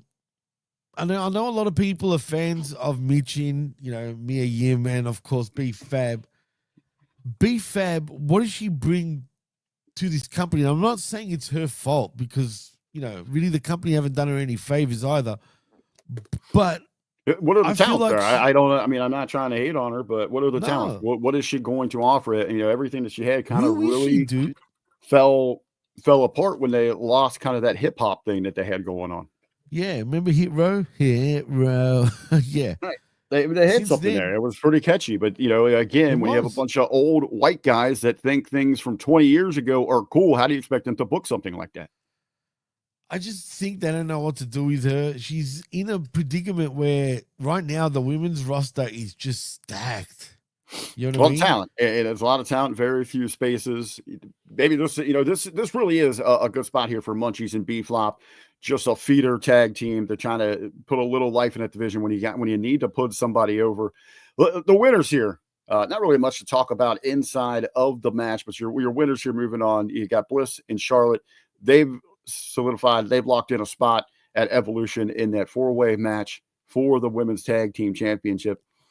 First, what is up with the still remaining with the dark, wicked, sinister with Bliss? Can we get a more blissful Bliss back to match the styles of Charlotte here? I agree 100%. Just forget this Bray Wyatt-esque, Wyatt 6-esque type of character. You just go back to being Alexa Bliss. Just plain and simple. Right? I absolutely agree with that, because she's not with the Wyatt 6. She's not really doing dark shit. Let's be honest here, Rick. She really isn't. Yeah, she's not delivering like sinister messages or anything like that. And she's lost a lot of those mannerisms in the ring. Let's just go back to being Alexa Bliss. I mean, if you're worried about like maybe the selling the doll, is that like an issue? Is that moving a lot of merch? That probably is. As a matter of fact, Jeff even bought that damn doll. They used to make appearances. Let's come up with a nice doll. Some as a combo package. But that's good. That's a good idea. If these two are going to be running together here for a little bit, and you have a tie, you had mentioned, Jimmy, all this strong up and coming women's talent. The old dogs, the old guard's going to need to unite together. So you could have somebody like Bliss and Charlotte say, we don't have to be friends. But we did see that a little bit. Even Charlotte broke there at the end. She said, you know what, this might work. She embraced her, and she's like, whoa, maybe I'm getting a little too excited here. I think who I would have really liked to see in here is Charlotte and Natty. I think would have been a great team. That's different. A Flair and a Hart. I mean, you know, traditionally, Flairs and Harts don't really like each other, Rick. So. Great technicians, been on great shows. And apparently, I mean, we've seen the close-ups there of Charlotte. We know with Natty on Mondays, apparently they've already got the same plastic surgeon. So we got Charlotte's one's probably worse, though. Oh, they look very similar in the face. I know what you're saying. They've got a ton of work done. But let's get a more blissful Bliss back. Do you think these two have a chance to win those tag titles? I think they will win those tag titles. As a matter of fact, come Evolution, 100% they will win those tag bouts. Why not? Right? We'll see where that goes. I can't see anyone else going for them. Other than we still got two teams to determine, and there's a lot of storyline stuff out there. We can get things done. We've got the NXT team that we still have to announce. We'll get that. The Kabuki Warriors possibly would be Wednesday, and we've got Monday. We got Raw. That's my guess for Raw. They would bring back the Kabuki Warriors. Right, it's pretty obvious, but you could set that up easily. Well, they'd have to qualify that, but don't we on this Monday? Don't we have Sky Pirate versus Perez? Sky Pirate. Yeah, I think we do. As a matter of fact, if my memory serves me right. Yeah, so it'd be interesting how we get there. Who's going to be representing Raw? So. Yeah, no, good question. Unless they do something on SmackDown, because, you know, it doesn't really matter anymore. You're going to see Raw people turn up on SmackDown anyway. But who knows? We'll see what happens there. There was something I was meant to bring up, and it's freaking left my head now, but I'll get back to it when I remember. Well, we got more backstage. We have Aldis. He is there with Fatu. Kind of scolds him a little bit for trashing the car in that opening segment, but he says if he wants to get his hands on Solo and the new family, he can do so. But he's going to have to find a tag team partner. I think this is another huge missed opportunity here in the show. Fatu turning for help shouldn't work. This is a wild animal, a beast, a guy that takes care of business himself. He's already learned not to trust those others, not to try to align himself with somebody. What we should have got from Fatu here is when Aldis proposed it, no, I want 2-on-1. I'm taking care of business myself. I'm going to mow through Solo and his new fam, whatever the case is. I'm doing this myself. Set it up. Yeah. All right, we're going 2-on-1 main event. But what I would have done in that main event, and we can kind of talk about this right now if you want, as we're peppering through, I would have had Big Jim as a surprise. Hit that music, pop that crowd. Stop talking logic again, Rick. At that main event where Fatu is out there, he's fighting them off himself for a little bit, but then you get the other two members involved. So it's a 4-on-1. They're kind of peppering him. He is a beast. He is an animal, man. But 4-on-1, you can't overcome those odds. Here comes Big Jim, and also in that you set that up by they had that backstage vignette and I like this one, man. We had Solo sitting there at the table saying that he's got his new family tree. Yeah, that was great, actually. I like the way they did that too. Get me a Tala Samoan. That's what they came up with today. But that offends me though, dude. That really was it. You all saying that on the show actually you mentioned that over on the Night of Champions review. But dude, in that promo, you could have put over Solo saying, "I have my new family tree," and for you, Fatu, we heard what you said, brother. You. Not only do you not have a friend that would back you up, you have no family left. And then leave it at that. So then you go to that main event where it ends up 4-on-1 and they're just whooping on him. And then here comes Big Jim. Surprise, that Uso music hits. That's going to bring a big pop. Have Jim come out. He enters. And now it becomes a tag match, where they're not just messing with him here. Then you let the babies pick up the win. That, to me, that's how you end this show here. 100%. But again, for whatever reason, Rick, it's the little things lately. It's very AW-esque because, me and the vet obviously would always complain about these same issues, but more particularly on the AW side because they're guilty of doing that just consistently. I find it weird that WWE are starting to show the same sort of signs, and that's what confuses me, Rick, because I know they know better, but they just choose not to do better for whatever reason. I guess, yeah, their money, their shares, and all that bullshit.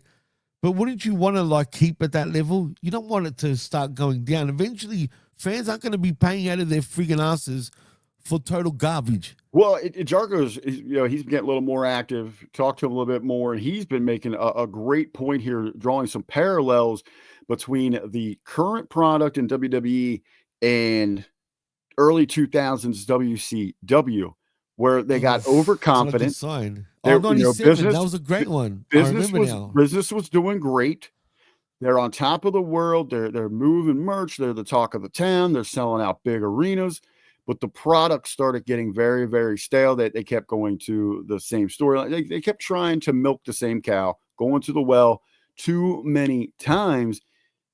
Once you turn your back on your creative, on your characters, that quality, eventually you're going to bottom out, and people are going to get tired of this. It happens with everything, Rick. And you think that's gonna be the time where you see, hey, another for sale sign. Yeah, look, I don't see TKO holding on to this company for this is a product they got to turn, they got to flip. Yep. And this is what these type of companies do, man. They bring in, they buy a company, raise it up, where they can't raise it anymore, and then sell it. I can see that. 100%. And the thing here, and there obviously is a major buyer. The Saudis will jump all over that thing. They want that damn company, and I don't know what's it going to take for them, but I'm telling you, whatever the figure that is that TKO in the future would want, they're going to do it, man. I'm telling you now, they're going to buy it.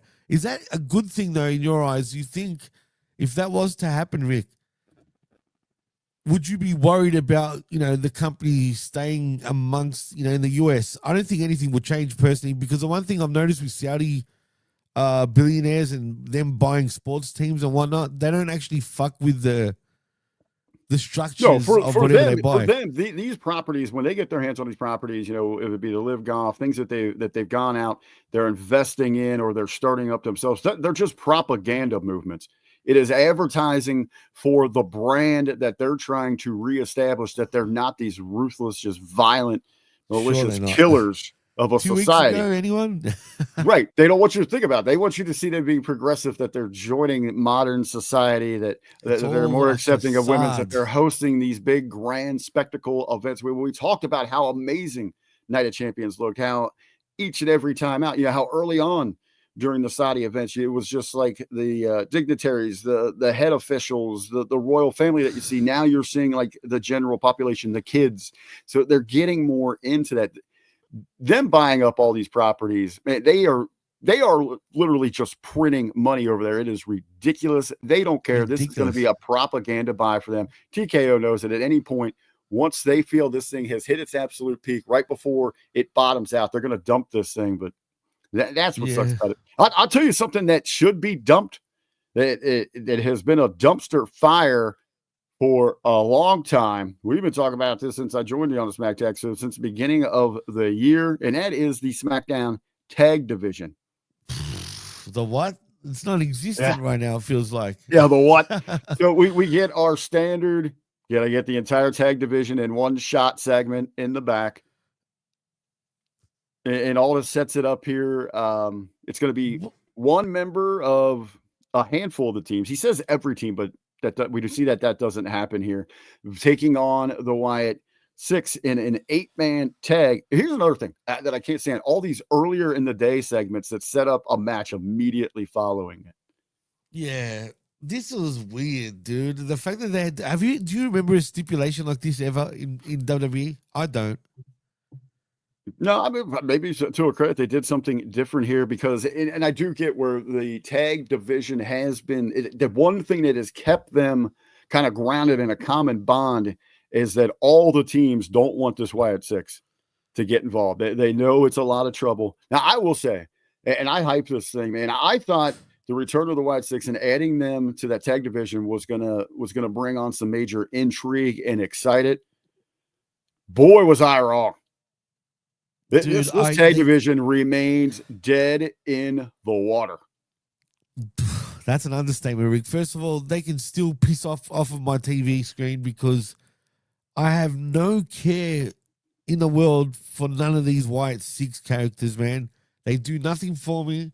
They bring nothing to the current product of WWE. WWE themselves do not know how to book something. Hey, you know like what, though? I that. will know in this match. So we end up what we're getting here because they're selecting one member from 4 teams versus the Wyatts in an 8-man. So we get Berto, Sabin, Gargano, and Ford representing the tag division. And that's Fraxium was there in the backstage segment, but they just disappear here. Well, we see them later. We'll talk about them here in a moment. But inside of this match, they continued, and they really made the 6 look strong here, especially Rowan. They did. No, they actually did, and which I don't want to say surprised me, but like, again, what's it going to do for the 6? Where does this? What's their goal? Who are they really? Like, what are they trying to achieve in WWE right now? They're not really heels. They seem like baby faces. Well, you're going to get those cheers because it is still paying tribute to Bray Wyatt. But let's get a direction. Let's get a direction here. Right. Why are they going after the championship goal? What is the general mission? Right. Well, what exactly? We don't know. We don't know why and what and who they want. Like, there is nothing with these guys. Like, and I understand, most people say, well, tag team should want championship. Well, their personalities, being, if it's still the cult mentality, if it is, the misunderstood family. See, that's another thing. What actually are they? With Bray, we knew it was the cult kind of theme. So are these guys just the outcasts that need each other? The tribute act has run its course. Now we need some direction. We need some understanding of who this group is, this family is as characters. Either tell us what they are and who they are and why they're doing what they're doing, or just forget about them. Like, because you can't win with these people. There's nowhere to go. I will tell you, a good-looking, dangerous tag team though, with Rowan and Loomis. The way they look, man, that would be 2 big, bad, scary dudes right there. Loomis, see, and this is another thing. I love his stalking character really deep down. Like the original Loomis, even back when he was in TNA, for example. If they ran with that he's got so much potential, but they're probably scared to go there because for obvious reasons, stalking. Well, a bunch of their girls are getting stalked. Well, unfortunately, that's what he does. But again, then either change your gimmick because it's never going to work in today's climate in terms of WWE because it just won't work. They can't go there. No, I mean, they just arrested a freaking weirdo for trying to, find where Liv was at the performance center, and then things with the Ville and all these weirdos online that are, up in DMs and things like that. So then his character just does nothing. So at the end of the day, either try to I know he's basically repackaged in many ways just by his look, but I don't like this Loomis. This Loomis is a loser, bro. Like, straight up. Like, he's just a total loser. I think we need. I think he's so great. He's got a great look, a great talent. We just need more understanding. But you waste it with dreadlocks from all of them and face paint. That's part of what he's portraying right now. We need to get more depth into each of them and what the overall goal is, the function of the team. Next, we get talk about that hot women's division, stacked in talent. We got our new U.S. women's champion. We get a promo package from her, from Julia here. Yeah. She's talking about getting burnt. Let's get burnt. That blue flame burns everybody. I did have that here in my notes. I mean, not really much to take here from the promo itself. Just kind of who's next, who's going to step English. Up. Decent. Much better than the other women on there. Just I feel more to me is this whole U.S. title scene, and I know over on the 10 count, Jargo took a great deal of offense, with Vega, who lost her father in 9/11. I understand that. I totally understand. And thinking that, to me, I don't know. That might be a little too far down the rabbit hole, a little too much conspiracy horseman to me. But no, hold on. He's right, and I agree with him, right? But I'll give WWE the benefit of the doubt, though. I think they didn't think that far ahead. They forgot about it, basically. I didn't think they did it to her as a rib or on purpose. Jargo was under, he was trying to make the impression that this came from the Saudis. So we want that, right? And that's where I think it maybe had been a little. Jargo, I love you, bro, but come on. To me, the further thinking, instead of trying to just appease them for a title switch, you want to do something over there, do something else. But to have a foreigner who has openly said she doesn't particularly care about this title, which means she doesn't particularly care. I don't care about the U.S. This is about other opportunities for me going. This is another time on Independence Day, the country's birthday, Japanese, that you could have had a foreigner take away a prize from your country. And I know Vega has such tremendous ties. She is so proud of Puerto Rican, correct? Descent, her heritage. She ties those together. Obviously, you have the ties with her father. I mean, she is proud of both of those countries, proud to represent those. Would have been a big time to make a move on Independence Day to do the title switch there. Just wait a week. Oh, my God. See, again, it writes itself, but nope, we don't get that. And it looks like, unfortunately, for what's her name? Fucking hell, why did I go blank? For Vega, the former champ? Vega, right. That's what I was meant to say. Looks like they're moving on from her because this was like an open challenge. I was going to say that. It seems like she's gotten heat because she did tweet something and then delete it. Oh, I didn't see that. Okay, so so, I think she's got a bit of heat for even, pointing the finger and accusing WWE of bullshit. Oh, okay. I think it was an honest mistake, bro. It was an honest mistake. I think they were just looking for a big title change. Come on. Everyone's been talking about it, that her title run, her popularity has fallen out right now. Dude, she can't wrestle. She's got the looks. She can wrestle.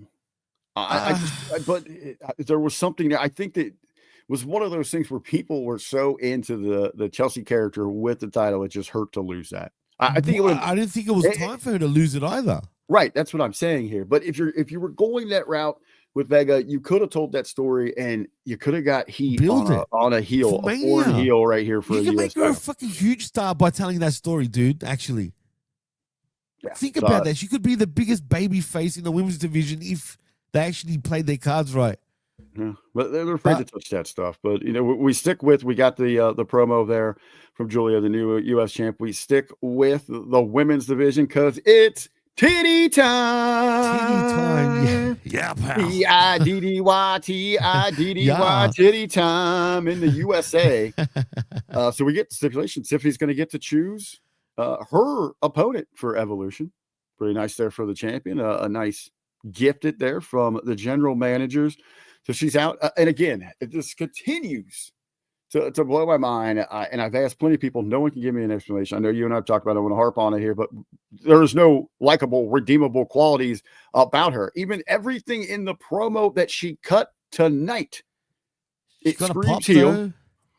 Because it's the chant. They'll chant any freaking thing. She is still that Valley and elitist, she's a bitch, though. You're right. Snarky bitch. There's a reason in Mean Girls that the girl like her gets hit by a bus. That's what you want to happen. Right. Absolutely. But she gets cut off immediately. Here comes Jade, the drag queen of the ring, making her way out. She doesn't care. You didn't just say that, bro.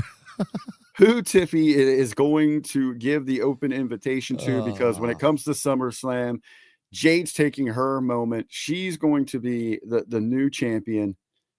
This is what really irks me here. This is an opportunity, no pun intended here, to evolve the Tiffany character. She extends this offer to Trish Stratus. First of all, Cargill right off the bat, I think. First of all, what they should have done, Jade Cargill didn't need to be in this segment at all. This is a complete waste of everything, a waste of time in this. That has nothing to do with her right now. So why? Right, a waste of freaking breath. This is the one time I would have preferred quickly to show someone watching backstage. Just show Jade showing some interest real quick. Oh, Jade's making sure to pay a little interest to see who she might be challenging for the championship at SummerSlam. Something very quick and basic. So we don't need Jade out there at all. This is a complete waste. But they could have used this as an opportunity because, again, who do we cheer for at SummerSlam if it's Tiffany? Cargill feels very heelish too right now. Right. Man. You're right. They're both bitches. You're right. It's weird, dude. It's like WWE cannot figure out a concept to book a likable female. It's strange, dude, because I know they can. Come on. Come on, man. No, they have forgotten the art of the baby face. The people right. we want to cheer like a Becky, they're like, nope, can't do that. We got to make her heel. Got to make her to a bitch. And then the Is it too people many that you heels don't want to at cheer this like point as Lyra, well? they're trying to shove down our throats. As Laura like this baby, freaking made you herself know? into a heel because of how stupid she is. Let's be real Yeah, here, dude. that's just terrible. You know that she. Yeah. I don't understand why you're mad, Bailey. I just ruined. You know. she needs to shut the fuck up, like straight up. So, all right. So get rid of Jade here, but this was an opportunity where you could have had Tiffany. So, you know, I had this amazing opportunity earlier this year. I went to Toronto. I got to be a part of something. I got to start learning from Right. a humbled champion. That's a babyface story right there, right? And you know what? I want to give you people one of the greatest matches that you're ever going to see. And I know it's going to be the greatest match I'm going to be a part of. I am offering this opportunity to Trish Stratus. Right. That is a humbling moment that makes you likable. You are an endearing character, and you're making it about what Evolution, one of the points of Evolution should be, and it is good camaraderie and sportsmanship among women, and not that you're all catty bitches. Bro. Right, exactly. Fucking a passing of the confused. torch, generational. Right. And one of the things with Tiffy, it's not the Attitude Era anymore. Thanks for reminding me, because the Really, Attitude Era bitch? was entertaining, and your generation sucks when it comes to creative in storytelling. I'm puzzled, man. I really don't understand what's going on and why they're doing this. Like, I just don't. I don't get it. Like, I wish I was a fly on the wall, because it's easy. All this shit is so easily fixed, but they continue to fucking sabotage themselves. It almost feels like. How else do you call this a shit? huge missed opportunity to, again, no pun intended, evolve the Tiffy character. They completely miss. She comes off as and then when she even said, well, it just lets you know. Shut up, bitch. Jade, a complete And waste. she was a bitch to Trish too at the end there. Right? That's what I'm saying. Like, just so you Yeah. know, I'm gonna whoop your ass. And, you know, and then here's what also doesn't make any sense. We get a almost an immediate follow-up segment where Trish is walking backstage and Jade's like, hey, heard you getting a match at Summer. Well, no shit, Well, bitch. you were We're right just there, out bitch. in the ring. Why didn't you say that to her there? You're waiting as to happen to run. Go, pshoo. Like, Right? Seriously, I know. So, it's weird, so if bro. you would have had Jade watching back television, watching the screen, make a quick mention, and then have that happen, it makes a little more sense. And of course, we get Naomi jumping her from behind, hitting her with the That cage, was good. knocking her out. I like that. that. Proceed I with like that. caution. That's Now true. that's the bitch That that was we good. need. That was good. Right. Yeah, and I then, agree. you know, and of course, you got to have Aldis on this show for the 12th time. Yeah. So he happens to be walking by and he grants the match. So we're going to get that at Evolution. We got those two in a big showdown. Well, I want to say one thing. Trish looks amazing, bro. At her age, my God. Yeah. I mean, seriously, dude. It blows my mind. was when you go back and look at them. You got Trish, a different build. You know, she got that yoga build now. A mom, Dude, I would go for age a little Trish bit. without thinking. No, she's twice. looking amazing.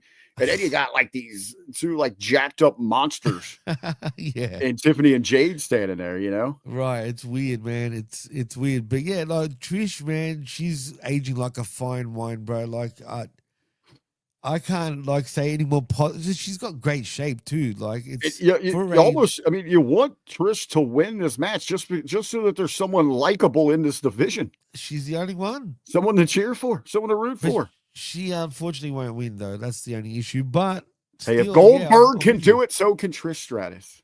I know, but they, you know, How cool would it be if Goldberg. her kids could see her as champ? I like how she had mentioned know, that right? there. And Maybe she wants- did her best to put over this. She did more putting over this Evolution pay-per-view and that promo than this company and this entire division has up to this point.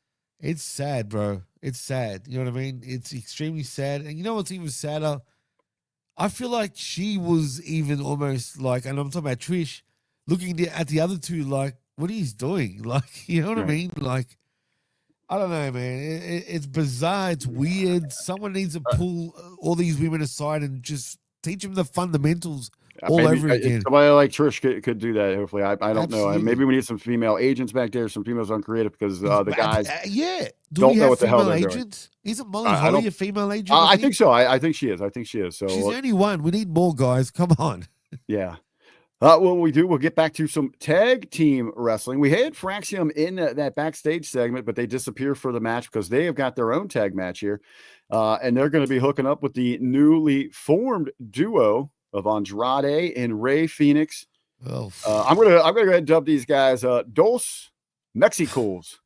Dos Mexicos, or can we label them as Villano 1 and Villano 2?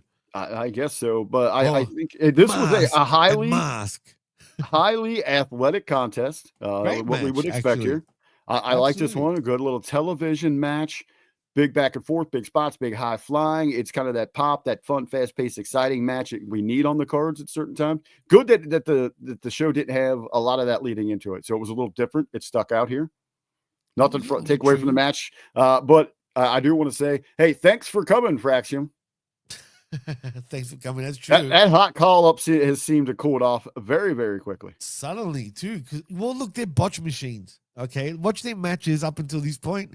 They're screwing up, especially Fraser. He was screwing up. You think they're going to get rewarded again and again and again when they keep screwing up? So this is, them eating shit for a little bit until you get better, man, because Fraser is a little too excited. He needs to calm the fuck down. Slow down, bro. Stop sprinting like you're going 100 bazillion miles an hour. Just chill out.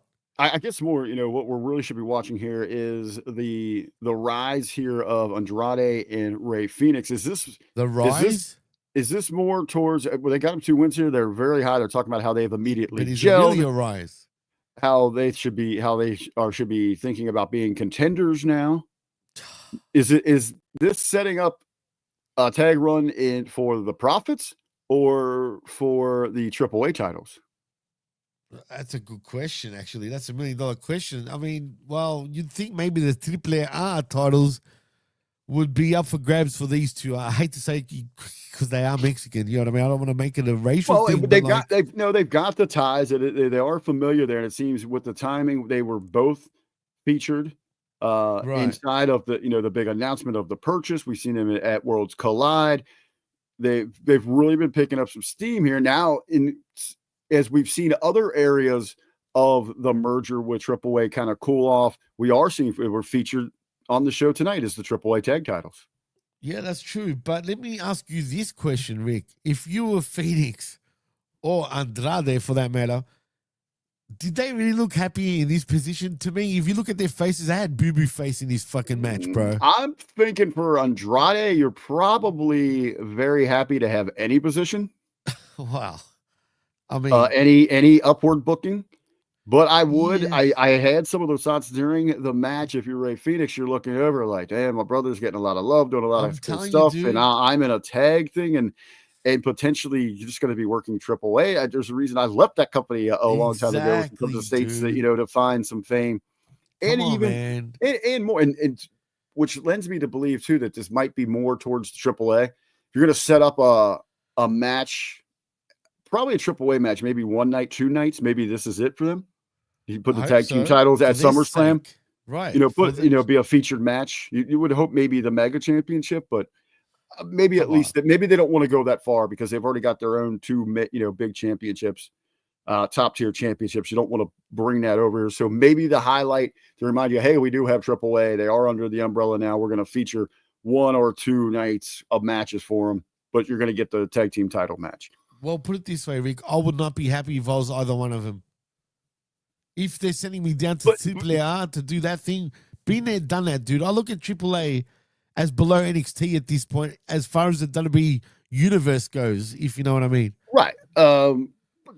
They're their own entity, which they should be. We don't need to be constantly bringing them together. But I do get for those big shows, you do want to remind people, hey, we do have this product. That's because you do want to grow. You want to grow those brands.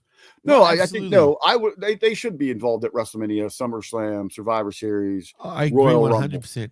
Because you got it. That is a product, and you want to get that to your masses, your general audience, to remind people that's there, and it helps when you're trying to grow like TV, things like that in the States. Well, are they going to even get a TV deal? But they could. I mean, there's a to me, it'd be great to see them get an hour like on CW because there's a huge Hispanic audience. It's free television and it reaches a ton of their households. There are some Spanish speaking channels out there. I think that would be good, but there's a lot of hey, they're pimping this product all over the place right now. So why Big not time. include? And you say, hey, we're just not, this American-based company. We've got a huge draw for a Hispanic following, and that is a grab for a lot of these networks, for these platforms out there. What about even Netflix? Do you think somehow they'll be able to, if they can't get a proper TV deal in the States and even Yeah, internationally? why not? They could use Yeah. part of the streaming packages or something like that. I But can't back see why that. back to the point of the Right. tag team, though. If you're gonna put Ray Phoenix in a tag team, we want the Lucha Brothers. But does Penta want the Lucha Brothers? I don't give a shit what Penta wants because what's going to make you as a company the biggest money? Right, I see where you're coming from, but if you look at the contrast of these two. But you look at Penta, he looks extremely happy.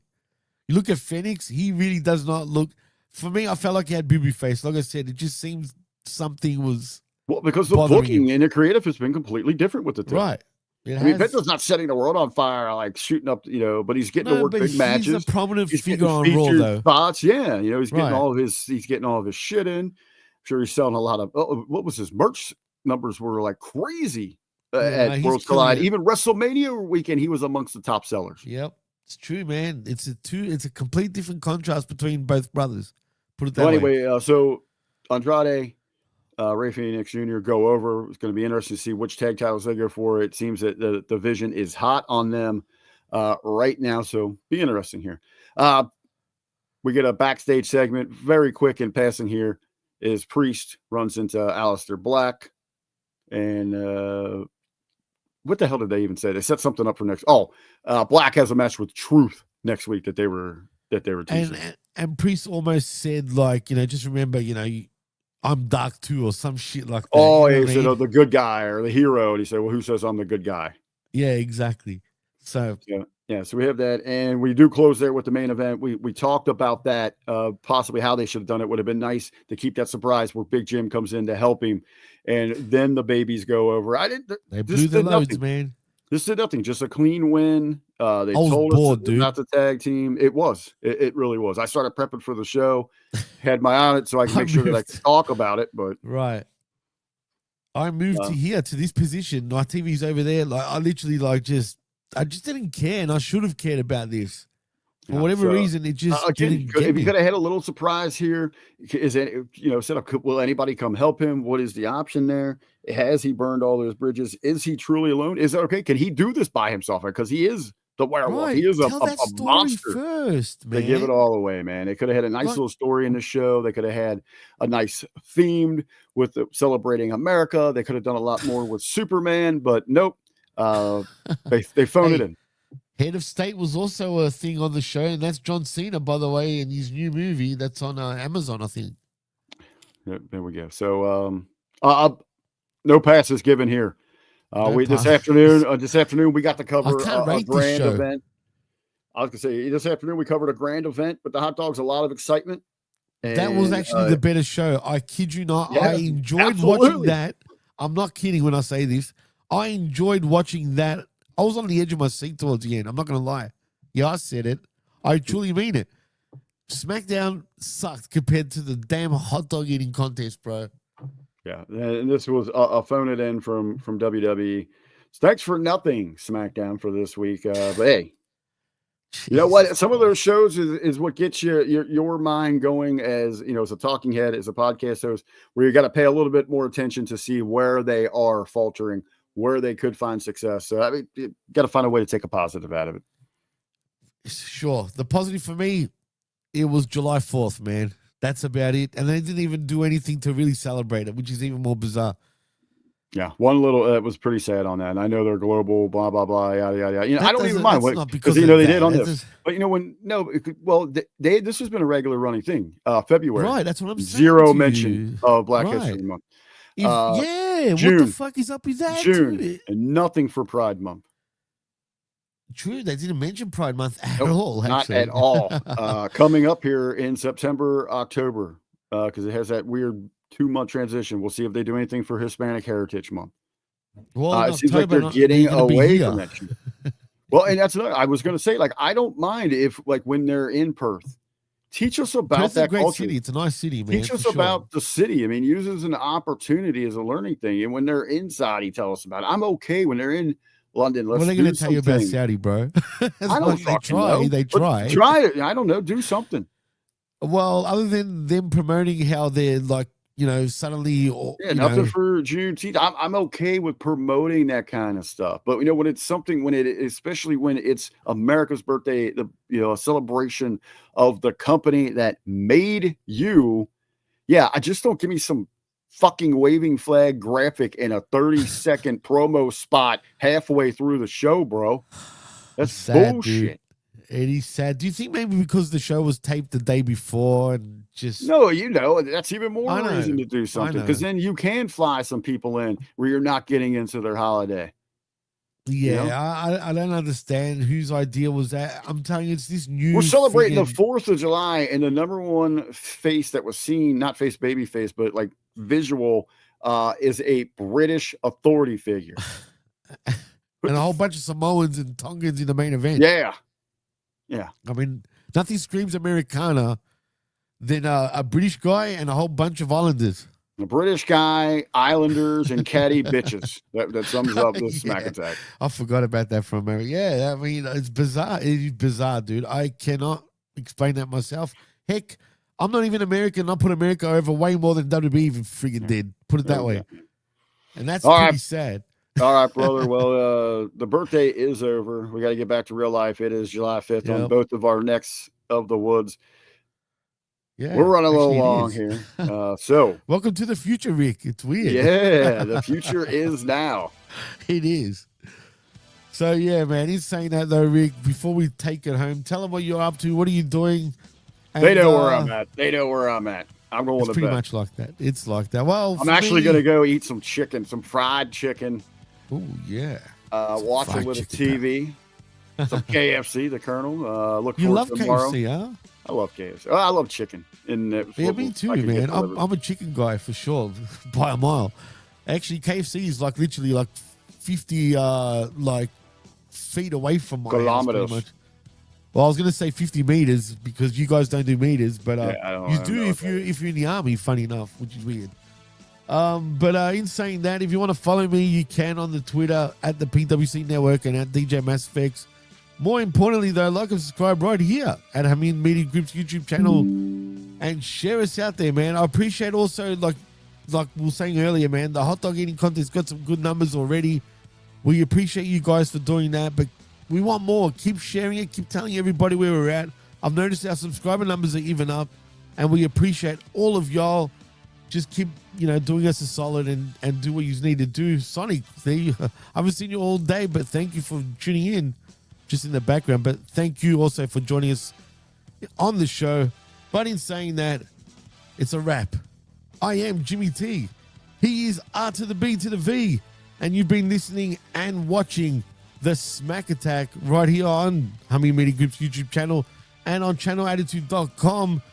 Happy 4th of July to everyone. Actually, it's officially the 5th, but still, happy 4th of July. Until next time, I'll see you on that wreckage with the vets. So look out for that. Birthday's Peace. over. Get back to work, you bums. See you later, and happy 4th again.